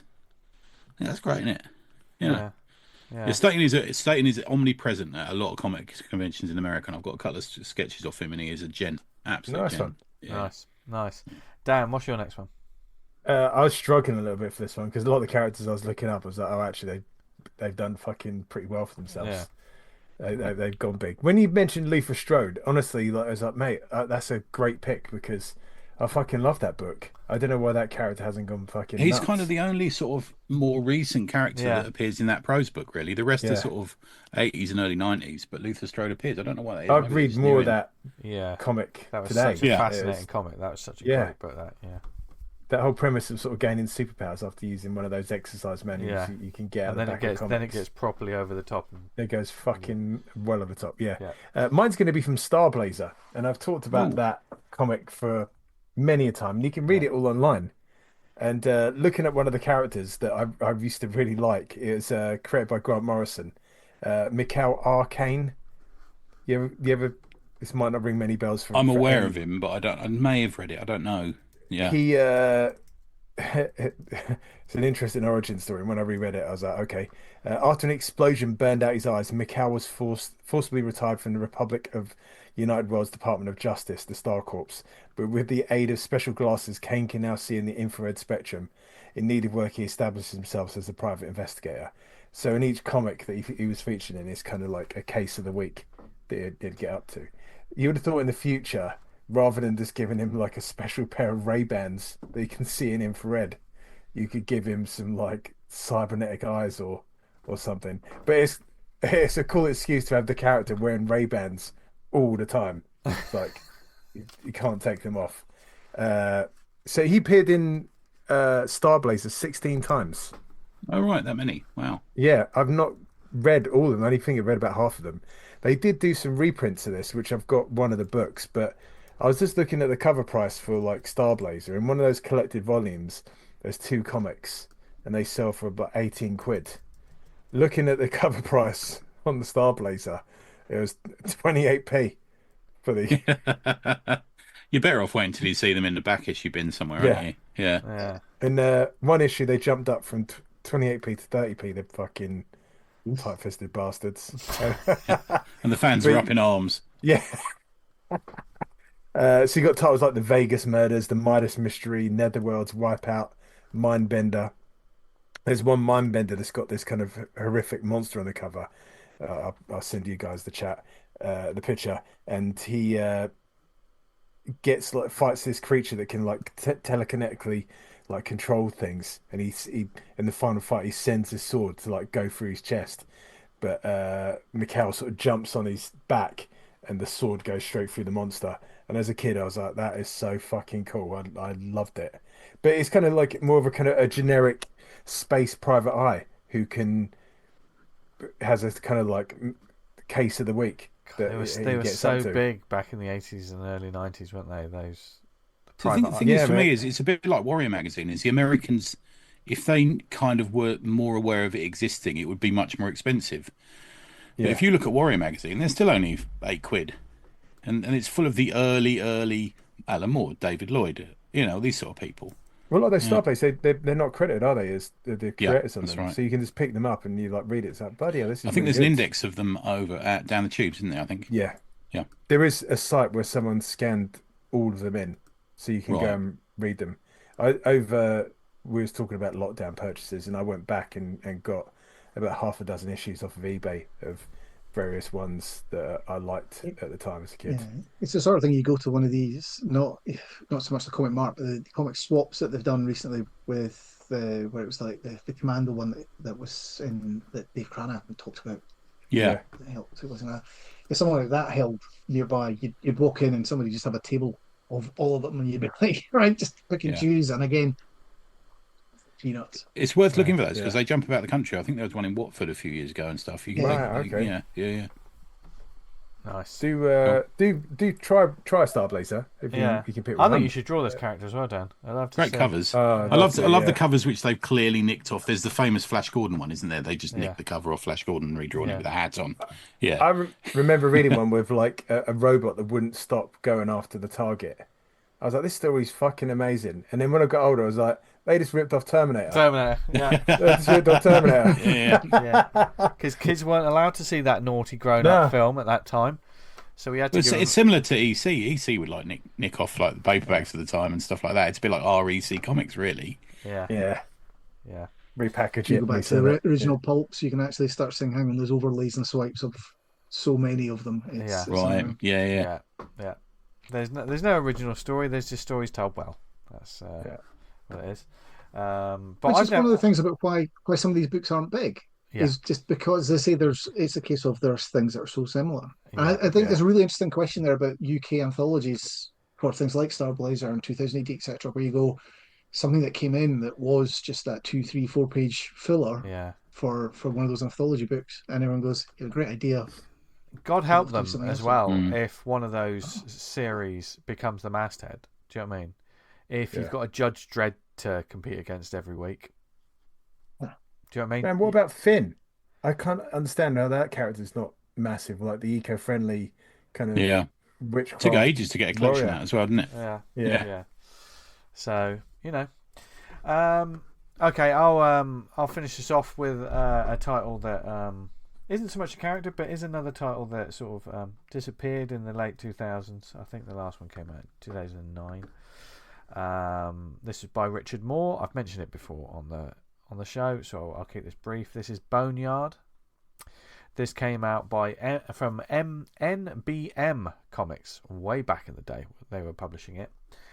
I pretty much had it from issue 1. And it went to 28 issues. And this was, as Alan says, this is back in the day of there's no real big publisher doing it. This is like the solo creators just putting out these books. having to make this and to make it to 28 issues back in the day when there was nothing else. Right, that's a fucking yeah. And even then, they sort of kind of had to end it earlier. I mean, I could have kept reading this constantly, but it's one of those small runs. There's only so much of it you can do, and you had to call time on it towards the end. But what is Boneyard? Well, Boneyard is a series all about. It's sort of they call it a gothic comedy. Basically, it's a very sweet-natured comedy set in small-town America about a guy called Michael Parris, who he inherits after one of his family pass away. He inherits a plot of land in a small town called Raven Hollow, and it's essentially like a cemetery. And the cemetery does have people staying there, and there's monsters that are staying there, and they're not all, mass. This isn't full of gore, and I mean it's more of a light-hearted comedy. It was so well written, so well paced, and just the nature of it. I honestly thought as I was reading this is going to get snapped. Someone's going to snap this up and adapt it. Do you know what I mean? It was that classic sort of setup. Do you know what I mean? It's like guy comes into a town. Where the hell am I? Small town America. He meets these weird characters, gets caught up. That there's a bubbling romantic story in between. There's just different types of characters. There's like This looks like a Boom comic to me.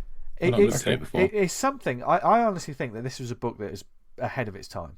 Yeah. There are stories, there are concepts. I know Moore himself, he went on to, he was just a budding illustrator. And a lot of the books he's done are maybe for the adult persuasion. Right. Because he can draw an attractive figure. But this one, there was a lot of cartooning to it as well that made it was a story that had heart and that could make you laugh, but you were also invested in the characters. It was all black and white inks as well, so it was like proper inked comics, and I love that. And I know there's you can get black and white collections of it, and they went back and recolored them, so you can buy colored collections. You can get them on Amazon, and but it's just decent storytelling because it doesn't have anything that's got the modern tropes of the internet or things like that. It's fairly timeless. Do you know what I mean? The way that the story tells, it's just so sweet natured, so lovely. It's always one of the and I consider this to be. I know NBM did. They're still going now, aren't they? I think they're doing. Yeah, they do a lot of translation stuff, don't they? Yeah. I just sort of found it. There was a cover in a previews way back in the day, and I rarely did this. And it was the cover was the main character sort of like. He was looking quite shocked as there was like a Frankenstein character picking him up behind, and I thought that looks quite fun. I like the style of Richard Moore's cartooning, which it probably influenced a lot of my cartooning in a lot of ways. Okay. But if it hadn't been for that cover and seeing that, then never would have known about it. Never would have seen it. Do you know what I mean? A small press indie American book in the UK at that time, early 2000s. What are the chances? Especially you get beyond like the Love and Rockets and the ones that hit those sort of zeitgeists. And I say that because Tony's got a Love and Rockets t-shirt on at the moment. But, I forgot about that. Yeah. There are these certain characters all these titles that if you're a reading wizard would hit your attention. So you'd know these names and you'd be like, oh, I know a Groo or I know things like that.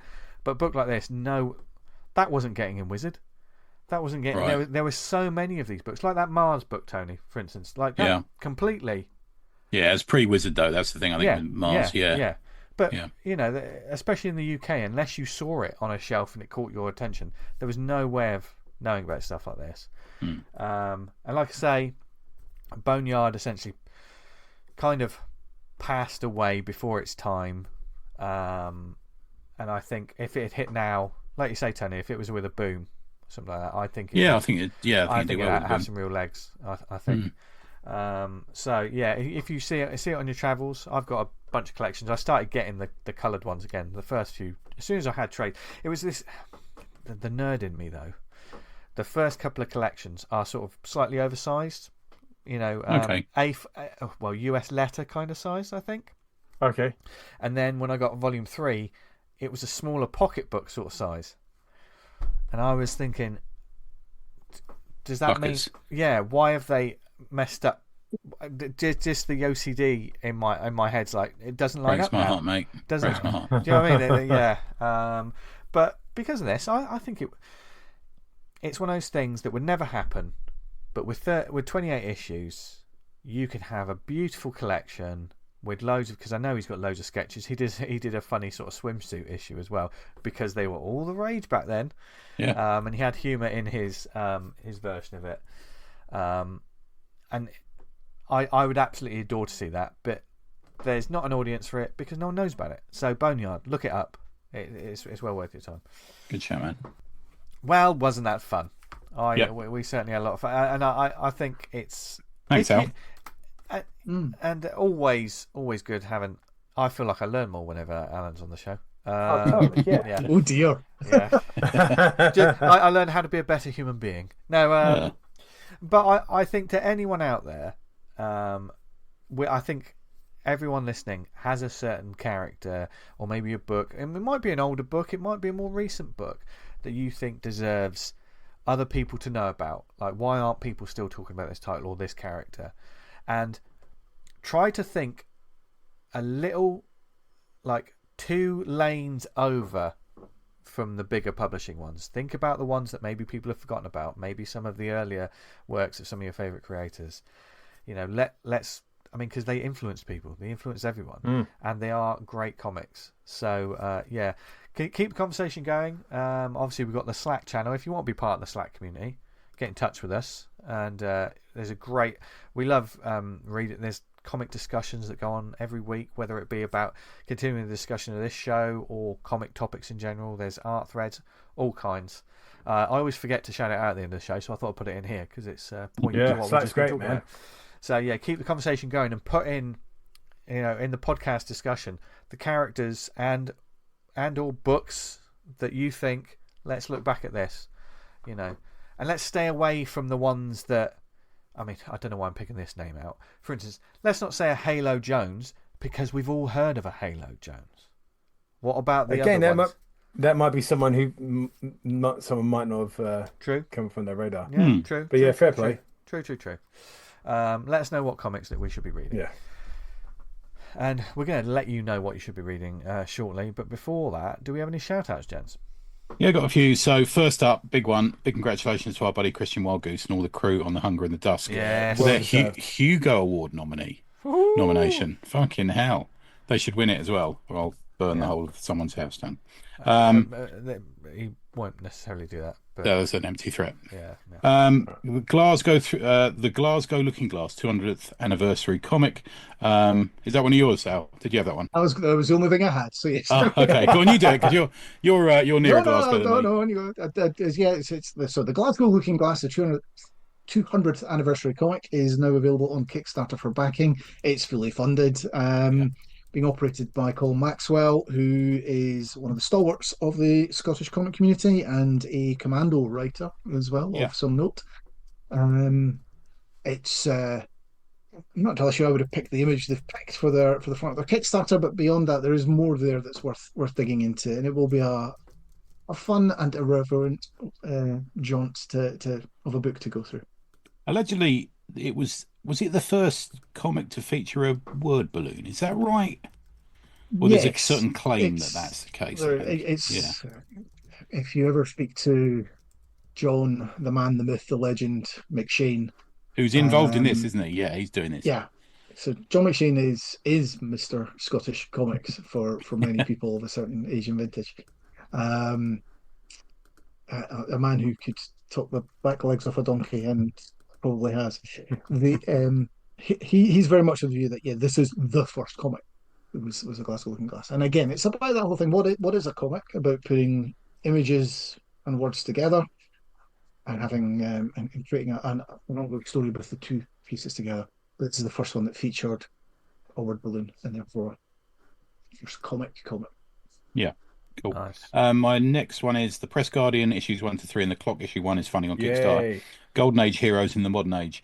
The guys, because you're involved with these guys, Dan. Did you want to mention this one? No, you go for it, man. You got it ready. All I was going to say is these guys are on a heater. They're like non-stop, putting comics out non-stop, and they're big. Alan and Ben, isn't it? Liska, big guys on our Slack. Yeah. Really nice guys, using people from the small press in the UK and America to make these comics, and they're really quality. So go and have a look at that. Alan's got a great YouTube channel where he does like shorts reviews of comics, which I've been following along with. That's Yeah, me great. too. Yeah, it's good, isn't it? Yeah. And looking at AwesomeCon on the Instagram where they showed the table and stuff, that was brilliant as well. Love to see all that. Cool. Yeah. Tribute update. So the Kickstarter's now over. Thanks to everyone who backed it. It's very kind of you. We've got out of the 4, we've got 1 book come back from the printer, 1 I proofread yesterday, and the other 2 are 95% drawn and ready to go. So we're almost there with it. So awesome. Won't be long. There you go. They're mine. Nice, damn. The Dry Cleaner, an electrifying tale of vengeance, organized crime, and ninjas, from TBH Comics, written by Kieran Squires. This is a fantastic looking book. Do go check it out. I've done a variant cover for it. We've updated the Kickstarter page, and it's got more full page excerpts from the book. Go back it now. Digital print. You can pick up all the other TBH comics on in part of the extras. So check that out now. We've got Tyrant issues 1 to 3. Our heroes may be hunted, but won't be taken without a fight. The hit Kung Fu fantasy series returns. That's working its way towards his target. It needs a bit of a push. We had Brendan and Max on the other week, and they're both fantastic guys, lovely creators. And it's a really good comic. I'll back this one. I'd recommend getting in. We couldn't talk too much about issue 1 because it spoils it immediately. It's the perfect time, like with that Kickstarter that's for the 3. Get on board it because it's real good stuff. It's great read that one, so check that out. We've got Lawless, 24th to 25th of May 2025, Doubletree by Hilton Hotel, Bristol, B51 6NJ. More on that coming up on a future show. Do go check that one out. We've got the High Viz Festival, which I seems getting a bit more heat coming to it. High Viz Comic Con, Saturday 21st of June 2025, Kings Heath, Birmingham, UK. If you Google that, go check it out. You should be able to get a few more details. And we haven't mentioned this, well, acprecommends.com, run by our friend Craig Shields. If you want to look back in any of the books we've recommended on the previous show, fantastic UI, so we can look at it all listed there. Click on it, it'll take you where you can find out more about the book. Thanks again, Craig. Yeah, it's great stuff. Great stuff. Speaking of great stuff, I think the people listening to this show like reading comics, don't they? Don't you think? I think so. If they're at this point in the show, I'd hope so. Yeah. Either that or we've put them to sleep. Masochists. Yeah. As long as they're not driving. Yeah. But there's probably some books that they maybe not aware of, or maybe they're looking forward to. Who knows? But there's some books that we want to tell them about, and it's time to recommend them. Alan, guest always goes first. You know this by now. What do you want to recommend? I do. I'm going to recommend a book called Penultimate Quest by Lars Brown. This is a book that I picked up in 2015, or sorry, the versions of this book that I picked up I picked them up in 2015 at TCAF. Oh, nice. Wow. And then they sat on my to be read pile for approximately 10 years, I guess. And suddenly I was I got around to them. And I then remembered why this called to me, because this was a web comic, can be found at larsbrown.com, that was then collected into a Kickstarter and was then published and printed as an A5 landscape book, all of which ticks many of my boxes, as it were, in terms of things I'm aware of. So what is this? Well, across the Western Ocean lies an island, hidden in mists and guarded by giant sea monsters. Heroes come from far and wide to explore the mysterious dungeons that lie below the surface.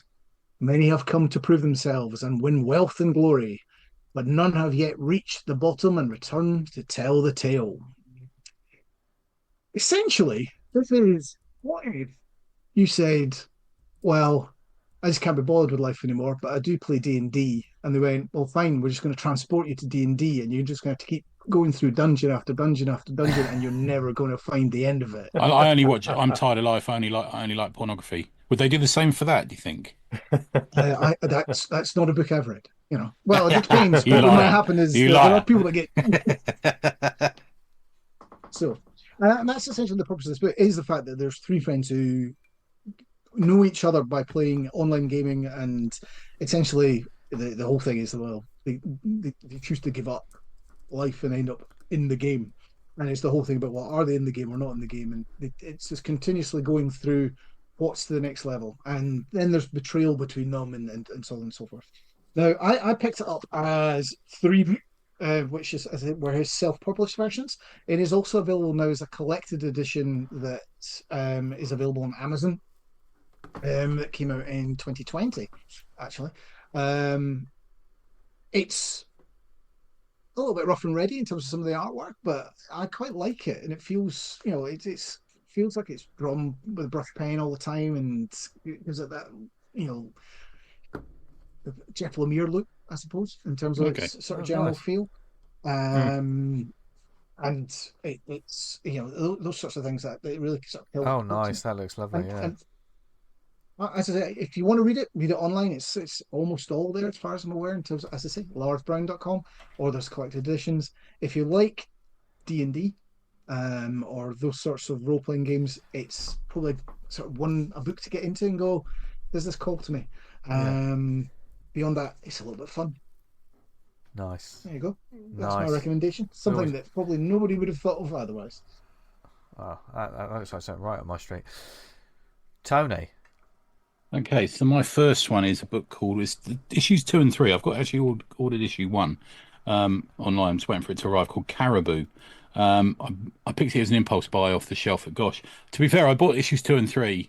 I thought, I'll get the recent one, see what I like it, and I liked it so much I sort of regretted not having bought issue 1, and I'm not back in Gosh for a couple of weeks, so I thought I'll order it, which I've done. It's by a guy called Francis Todd. It's 40 pages, A5, black and white, and a mixture of black and white and colour. It's £7 on the site each, or £8 for a signed copy. I've not seen that before on a website. Have we seen that before? No, I've not seen that before. I'm not hating on it. It's just something I hadn't seen before. Some great covers. I have to say that is probably my favourite one, which shows a man and a woman. He's sort of mustachioed detective pointing a gun at a dude, sort of morphing purple guy, and saying, "We must kill him, Tinsley, as he shares a different personal philosophy to us." That's a echoed theme, isn't it? It shows Francis Todd, the creator, as being from Liverpool and London, and I think he lives in South London now, just looking at his social media. Not that I've stalked him. This is some dark shit, I have to say. I featured the covers last week on the tops and bottoms I wrote, and Never on Anything.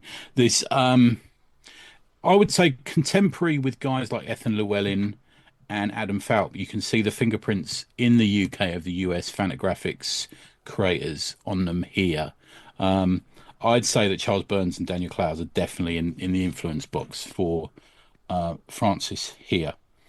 It's a collection of a number of comics. Issues 2 and 3 have a main front story and then a backups. Issue 3 is nearly all the front story with just a few short backups in it. The main story is called Stamen. Issue 2 opens with a full-on, very, very Black Hole style, heavy inked nightmare scenario, and you follow this boy called Isaac, and he has this dream of his body changing, a little bit of rebirth as a theme, and there's a sort of connection with a rebirth through a plant, as the title says, Stamen. And we find out that Isaac's got a friend called Paris. He's kind of Isaac's first real proper friend. Isaac's a bit unsure of himself, as a lot of kids are, but Paris is sort of this rich, weird kid who he becomes friends with. And Paris has this relationship with him where he is both cruel and kind to him in the same day, the same hour sometimes. So at one point, Isaac goes to stay at Paris's house, and he lives in this massive house. There's always like a weird kid at school, isn't there? You know, whose parents are never home, and I was about to say that was me, but then no, my parents were there. And he goes around there and he says, I bought you these really expensive paints, because Isaac, he says, oh, wow, this is amazing. And then he's cruel to him in the next minute by telling him when he laughs, he looks ugly and you'll never get a girl and all this sort of thing. So they go through the usual youthful growing up stages. They get drunk, they watch a horror movie, they smoke, stuff like that. And then they smoke weed and they watch a horror movie, and Isaac pukes. and you realise there's this sort of strange, very dark underlying abuse theme going through it. And Paris, they're lying on the sort of bed or the couch together, and Paris touches Isaac's upper thigh and he tells him it's okay. And you think, oh, where's this going? And Isaac remembers the face of a teacher, a sort of a hidden, held back nightmare that he has about, I think, a teacher who probably, you get the inference that this teacher has abused him as well. And so issue 3 continues with that story. So I'm guessing issue 1 is where it starts off, but this Paris Isaac story continues into book 3, where Isaac eventually gets a girlfriend, and it all goes a bit dark again. And it's really well done. It's, you know, it keeps discovering these kids who never, kids, you know, in their 20s and 30s, who are doing this like very formed through that Fantagraphics scene, because the Fantagraphics scene team still at the moment now seems to be the aspirational place for a lot of these people to be published at, and they're following the Clouds and the Burns and all these sort of people, Megan Mogg and all these sort of books into the UK scene. And I can see Francis doing quite well. He had a launch party for book 2 or 3 in a record shop in Camberwell. I thought that's pretty cool. That's pretty interesting. That is pretty cool. There's a little bit of advice in it in the story called Raw Dog, which tells you should never put your dong anywhere near a plug socket. There's a little. I'll end this review with a little bit of advice for you there. I think that's sage advice. I think so. If you go to obviousheadquarters.bigcartel.com, you can get the book. If you go to Instagram, Francis, which is CIS, Francis_Todd, the O in Todd is capital, Francis_Todd, you can find him on Instagram. I'm going to have a look at his stuff. There you go. Nice. Now, Dan. Yeah, you're next, and I'm looking forward to hearing what you got to say about this. You got this crazy. Have you ever heard the phrase, "My dick has led me places I wouldn't go with a gun"? Yeah, it's almost that exact phrase appears in A Boner Darkly coming soon. Genuinely, I think it's page 38 or something. Genuinely, yeah. So I was, I'm a member of several indie comics groups on Facebook, and I saw an advert for this guy. Said, I've got this comic out. It's on Kickstarter, but you can buy it now. And I saw the title of his website, and I was like, okay, I'm gonna have a look at this. And the title is Horror Comics, HWORRORCOMIX.com. And the comic he was talking about was My Sugar Baby Adventure in Ukraine, in brackets, until the war. And it's kind of like, do you know Leisure Suit Larry at all? Is that a reference? Yes, I think so. The classic video. It's kind of like an old video game pervert, where like an older man tried to kind of like hook up hot babes, as it were. So it's written by Jeffrey Levy, illustrated by Pepperlina, Alex Dizenko, and Alessandro Figueria. And you got a page at the start of the comic where he tells you a bit like, he goes to like Ukraine, but this was like before the Russians invaded, and there's a slight timeline of like these periods and where he was there before it all kicked off. And this is sort of part 1 of his story, and he details how he's kind of in a bit of like a romanceless, loveless, almost sexless relationship with his wife and 2 kids, and he's going out of his fucking mind because his kids are driving him up the wall with their antics playing around. He doesn't seem to get any peace. His marriage is like on the verge of a breakdown. He's kind of sleeping on the settee. His wife has got no time for him, almost seemed to actively hate him. So the family basically called being married, yeah. Yeah, is like he's in his mid to late 40s, and they live in Tel Aviv, and he moves out. And his plan is he wants to hook up with a younger girl, like in her 20s. That's his aim, and he's trying his luck all around Tel Aviv. Jesus. And you just like he's like ringing up like escort services, and they're turned up, and they're like nothing like the pictures which you wouldn't imagine they would be. He sees a girl like at a fast food restaurant, and because she's nice to him, thinks, oh, you might want to get into a sugar daddy relationship with me. And he goes back there next time she's left. So when I was reading this, I was like, how self-aware is this guy? Because this is the story he's telling. Obviously, it's fictionalized and dramatized and made comedic. but surely you must clock, like, man, like, you're, this is a very warts and all book. You don't portray yourself too well in this. So he says he's got no luck in Tel Aviv. He's exhausted all these avenues of things. He tries to get on this kind of dating site and go to these girls, young girls, saying, look, I'll be a sugar daddy. I'll sort you out. And the site bans him. So he makes multiple identities trying to get back on the site. He keeps on getting banned. He meets up with a friend and says, can I borrow your credit card? And they're like, I'm not lending you money for these sex site. And he goes, no, I need your identity because they banned me off this site. And the guy says, look, I go to this addiction therapy clinic. You should come with me. And the guy's, well, I'm not addicted to sex. I can't even get any. And it's like, I want to say, mate, you are absolutely addicted to sex. Like, it seems this whole book is your entire life is focusing about sex. So he changes his location and says, oh, Ukraine. And the reason he chooses the Ukraine because you're in the coronavirus pandemic. All Europe was shut down, but Ukraine wasn't. So he decides to become a sex tourist and go to Ukraine. And he tells 3 stories of meeting up with these girls through various sort of catfishing and people not turning up. The long and short of it, every time a girl turns up, he's unable to maintain an erection through the encounters. And in the end, he sort of like comes to a negotiation with his wife that he's going to go back like every couple of months and sort of do this again, and their sort of marriage sort of just seems to kind of go on. And it's fucking tragic, man. I'm just like, you're gonna have to weird read it. 3-act structure, that, isn't it? Yeah, the art in it is absolutely great. Like the artist he's got on board for it, like it's really well done. I can only imagine if I got paid to draw this, I'd be like, what the fuck? I'm not sure if it'd be in my wheelhouse to draw something like this. It's quite a comic, yeah. I'm not sure what to say. Like he's almost lost for words. Honestly, I read it. And Kickstarter page for it that was thing, and it was the T-shirt that you could get at the time as well of the Sugar Baby Lives Matter. Yeah, very important. Which is an interesting show. Get your head kicked in some place in the country. But there's a video of him on the site talking about the book, and he's exactly like I'd imagine him to be. It's, I don't know what to say for good or ill.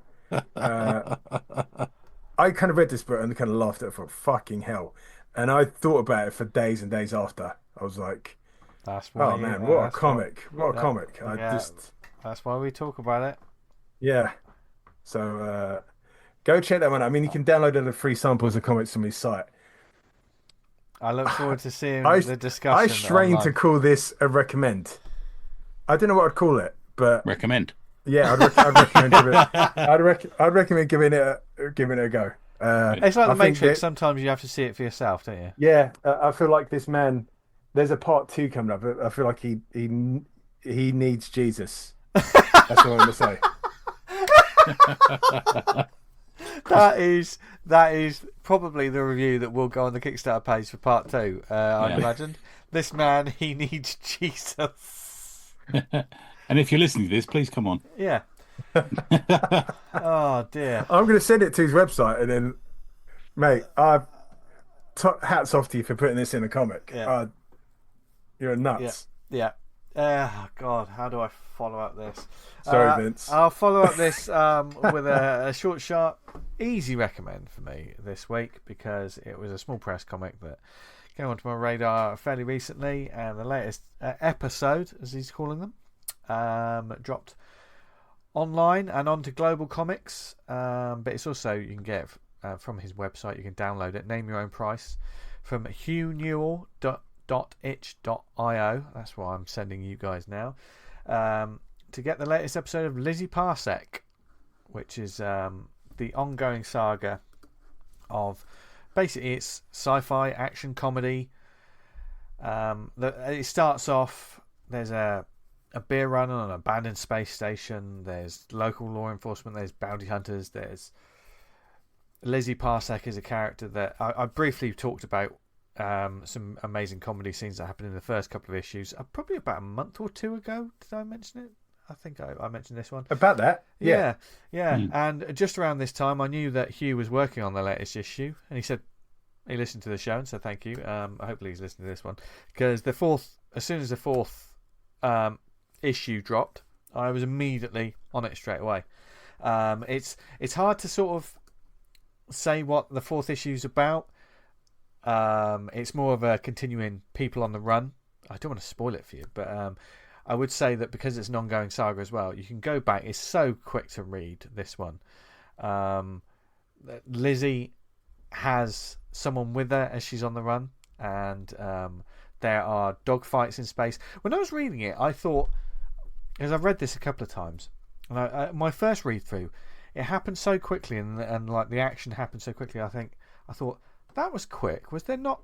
It felt like there wasn't much content on the first read. I thought I read that really quickly, and then when I went back to reread it, I realised, oh no, there's lots of things that happen in this issue.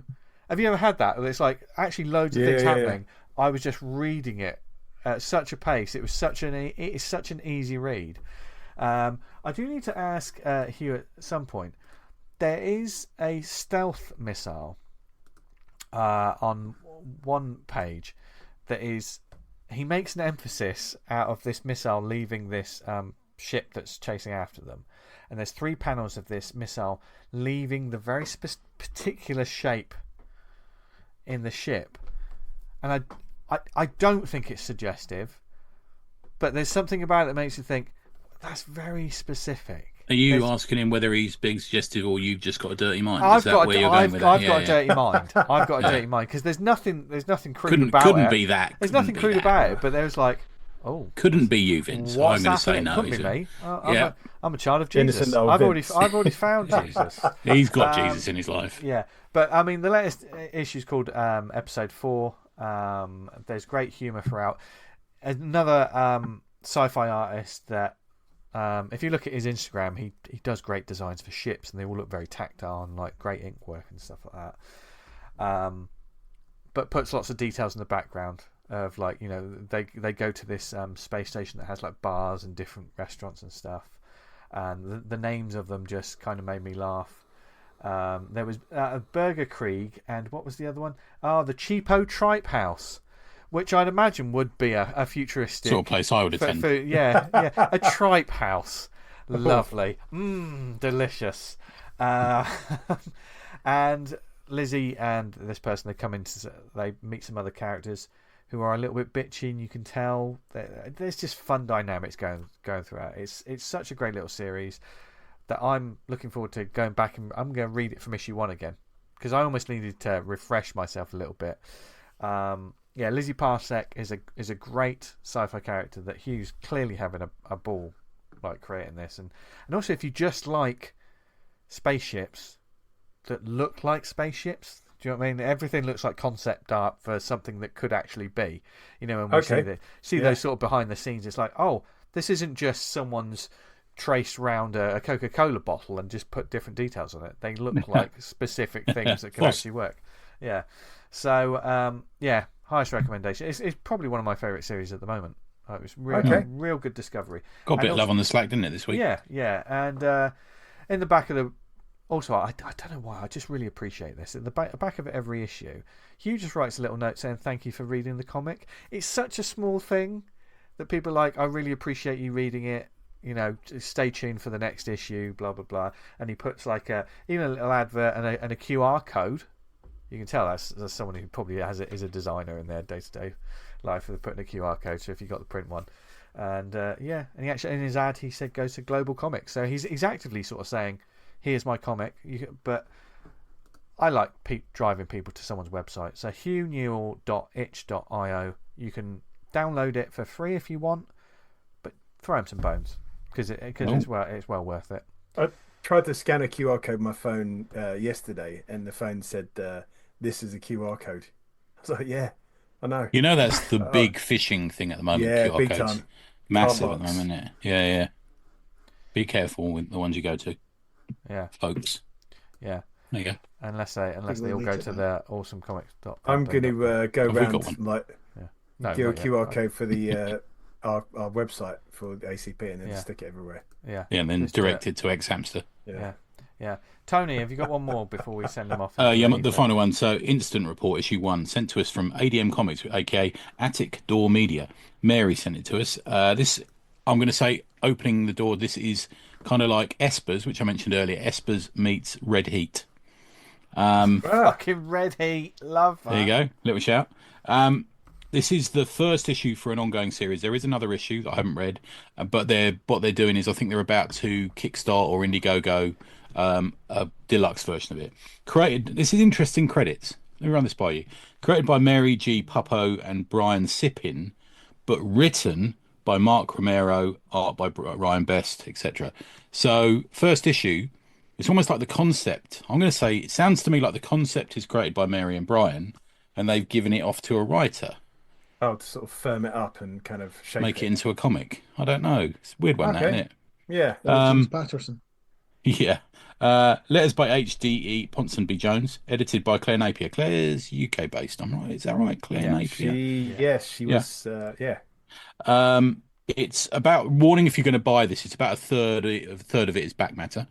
There are 12 other names included in the additional work by section in the credits page. So there's 18 people worked on this comic. Bloody hell. It's quite a lot of people. Yeah. Solid cover. The two main characters standing back to back. The female character has a kind of like whoa, what's going on kind of face, and the male character is a bit taller, is sort of this just grinning. So it gives there's a little bit of storytelling personality on the cover, albeit we've seen that before, but it's a solid cover to me. So Anne Harris, the character from the cover, she works for the Social Services Department of the International Chimeran Administration. Now, chimeras is their version of mutant. So a chimera at some point gets their powers, and they can be different things like flying or flame or invisibility or something like that. And she was working on a path that would have taken her into law enforcement as an enhanced chimera. Her power is flame powers. But she decided to shift to the social services instead. And part of her job is there's a phone call goes into the emergency services, I'm guessing, and she goes around and says, right, your kid's got powers. So she goes at the first, I think 5 or 6 pages she goes to this house and there's a kid there, and the kid's floating on the ceiling, hanging onto the lamp. And he's obviously, as a toddler, has discovered he's got flying powers. So she goes through and talks through to the geezer what the process is for, she actually puts like a little lead on this kid, like a walking sort of thing, and so he won't fly away. And she talks the dude through what the paperwork is if you've got a kid who, how you claim for it and all this sort of thing. And the kid, so the kid's in this harness, and then while she's there, she gets this call from an old colleague who says the assault team that she was part of, the law enforcement team she was part of, they've all been killed. So she goes to their funeral. And while she's at the funeral, she gets recruited just to do that one last job for them, to go and pick someone up from the airport. Now, which this sat with me overnight, and I thought it's a fairly engaging opener, albeit a little dull, going around someone's house and talking through someone through their paperwork. And then she goes to this funeral, and they say, oh, by the way, there's been this massive fight, and all of the team have been wiped out. So off camera, there's this big fight while she's talking. And now there's 2 things I think about that. 1, poor decision making, storytelling wise, or 2, it didn't happen, and this is part of the mystery. Gotcha. Right. Yeah, so I'm not sure which it is. Could be either. Certainly doesn't. You'd start opening up on the whole team getting slaughtered. You would think so. The first couple of pages, and then or somebody standing there with dead bodies around them. Yeah. Something like that. But it doesn't play out in this issue, so you don't find out. Okay. I think. But taking it on its by face value, as she does, she gets pulled out of it and said, can you go and pick this dude up, this Russian agent Markov? He's turning up, he's a sort of an exchange agent, because they're really short of numbers because they're all getting killed off, obviously. So she goes to the airport and picks this dude up, who is like the friendliest. He's the opposite of Red Heat, to be fair. He's like the friendliest Russian ever, and he's sitting in the car with her and he's chatting to her, and she's thinking, oh, he's a chatty type, isn't he? And there's a call on the radio which he picks up and answers. So they go to this bank robbery, and they take on the bank robbers, who are also enhanced Chimera agents, sort of thing. And it's a really well choreographed, nice fight scene at the end of this. I have to say, works really well. There's no like easy wins. They're both. It's the ballet of a fight scene, you know, winning, losing, winning, losing, winning. You know, it's that sort of ballet we see in all good kung fu films, and so. And then it kind of ends. They're successful and it ends, and that's the end of the comic section of it. You then get into the back matter, which is treated a bit like it's a magazine in some way. So you get a history of the ICA, the International Chimera Administration. You get an interview with Colin Bishop, who I suspect is going to appear later in the series, who's the sort of, his power is he's a super genius, Reed Richards kind of character, who's a CAO of a company. But it just goes on and on the back. There's absolutely loads of it. And I just feel like it. So better for a trade. Although the thing is, like, the world's not set up enough to have all this back matter yet. We've only really seen this girl and picking this woman who used to be an agent, and a funeral, and her picking up a new agent. We haven't fleshed out. We haven't pulled back and seen the whole of the country and the history and everything, sort of thing. So it feels like stuff you need to read to understand it. But in all honesty, who reads essays in the back of comics? Unless you're really into it. I'm not always into it. Al, what's your thoughts, mate? Do you read all the back matter? No. It's one of the things that destroy reading from hell for me, is that I started reading the back matter as I went along. One thing I would challenge you about the paperwork piece is the boring piece.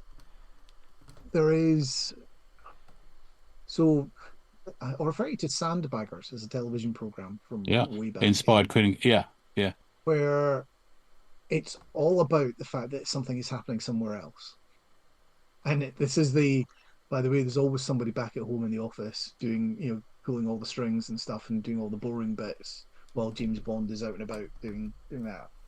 So actually, I think that, you know, there is. I'll agree with that, because I'm a fan of Sandbaggers. I know we've talked about Sandbaggers before. I think with that though, like, you have to commit to that. If that's the bit, you commit to it. It's one of my problems when, like, for instance, take like a Lower Decks. You know, we're going to concentrate on the people that no one cares about. Brilliant. Then stay with them. Don't make them part of the main thing. Don't really have them interacting with any of the main thing. Let's see them doing stuff that, you know, that's where the interesting. But that's no, most people eventually. And now they're actually part of the main story. It's like, I think the thing is with Sandbaggers is, for me, they make it really interesting. So it's almost like the political intrigue that you're seeing, even if most of it's just like a bloke who visits the office and sees him and says, "We're not doing this," and then there's the secretary. It could be this piece where you can start by saying, "Look, yes, these things are happening. I accept they happen," but you don't drop into the story until you connect with that bit of the story. So you don't see it until you're actually part of it. So it could all then be done as flashback at a later point in a later book. Yeah, and it's only me sort of trying to read stuff into it. I get you, man. It's only me sort of trying to intuit what I think has gone on. I will say that the fight that ends the issue does go on for a long time, and I wonder whether someone has said, we need a good bit of action in this. And I would add to the perhaps it could be more interesting facet of this recommendation by saying there's too much back matter as well, which should have been comic, I think. But saying that, it's very capably completed. The artwork's nice, clean, distinct, and the fight scene's really well done. I just think it's a bit safe. If I was going to say it's one fault, is it's trying to be a bit safe. It's neat. It is violent, and you know, I just think there's a chance there to make it more interesting, I guess. But yeah, you might find it. You can find it on. It's coming to Kickstarter. Issue 2 is available. You can go to atticdoormedia.com and find it. There you go. Nice. I'm always careful about like I say to people, like, push the idea, because I come from quite some of my stuff and stuff I can put out, and like it can be a little radical at times. So me saying push it a bit, it's like, maybe that might be a bit far for you, but I understand what you're getting at, T. Yeah. Sometimes you need to just push the concept just out of the harbour a little bit. Even if it doesn't have to make it more violent. It doesn't have to make it No. more adult. It just has to. You have to push. You can make the personalities a bit more interesting, for example, Yeah. or something like that. You've got this Russian guy like Alan, who is quite interesting because he has this sort of more interesting personality. Oh, so there's the opportunities. Everyone is a bit cliched, I suppose. Okay. Yeah. Yeah. Interesting. And sometimes with a book like that, you can lean on the cliches, and then usually, like within the last couple Flip 'em, of pages, you flip 'em. do something. It allows you think, to twist them, doesn't it? Yeah. I think there's been a few books over the years that we've gone. We thought it was one way, and then they've just revealed something at the end that makes you think, "Oh no, this is." Oh, you sense something. I mean, if it was if this was written by someone like Jeff Lemire or something like, I'd sense that the Russian dude is going to turn them or something. Yeah. There's a bit of that going on, but you don't sense it quite so much in this one. But yeah, it's a good chat, guys. Interesting. Yeah. And lots of back matter for this particular episode. We hope you have enjoyed this. And Alan, thank you again for joining us. Thanks, babes. Talking comics. Always. Fascinating as always. There's several different ways to keep the conversation going if you want to. We've already mentioned the Slack, and you should be on there by now. You've had plenty of time to do it. And but if you do want to buy some merch, go to acpgear.redbubble.com. Help support the show. Yeah. And also, you can get in touch with us. You can email us, awesomecomicspod@gmail.com. Follow us on social media at awesomecomicspod on Insta, at the awesomepod on X. And where did you listen to us? Perhaps it was on the website, awesomecomics.podbean.com, on Apple Podcasts, on Spotify, Amazon, Stitcher, Podknife. What are the networks you run, Tony? Run the Pod Network for rectal use only. It's a surprisingly popular network. And There's a lot of digital penetration. there is. There is. Yeah. It can be quite widespread. That is too far. No, that's too So much. What have you sorry. done? It's disgusting. I tell you what, while you're feeling bad about it, why don't you sign up to our Substack, which is another avenue to follow the show or listen to the show as well. You can download the episodes there as well. So and while you're listening, you can look at some of the images of comics we stick up there as well. It's quite fun. Exactly. We're not back on the rectal thing again, are we? No, always. We're always back on that. Yeah, always back on. And it's been wonderful to have Alan back on the show. Where can they find you and your comics, Alan? You can find me in my comics by going, if you're still on any form of social media, just searching for Penned Guins, and you'll find me that way. Well worth your time. Where else can they find us, gents? Tony? Neveronanything.com, where you can find me on Substack, Tony Ez, EZ. Nice. Dan? I'm Vanguard Comic on most social media sites, and you can read Vanguard at vanguardcomic.com, and it's on Global Comics, including Viper and all that stuff. He's all over the place, this butcher. And you can find me on social media at Justin Diablo. Thank you very much for listening, as always, folks. Join us next week. Same bat time, same bat channel. I'm going to stop saying bat. I should say awesome. I'll figure out some way to make this sign off better. But wherever you are in the world, we hope you're happy, healthy, reading lots of comics that just bring you joy, because that's what we're here for. Make comics that make you happy. Check out some of the stuff we've been talking about, because there's fucking shitloads on this week's episode for you to discover. Yeah, loads. Lots of And join us back here next time for more. So from Dan, Tony, Alan and myself, have a brilliant week. Read loads of comics, make loads of comics. And what else should they do, guys? Stay awesome. Stay awesome. Stay awesome. Bye, everyone. Bye.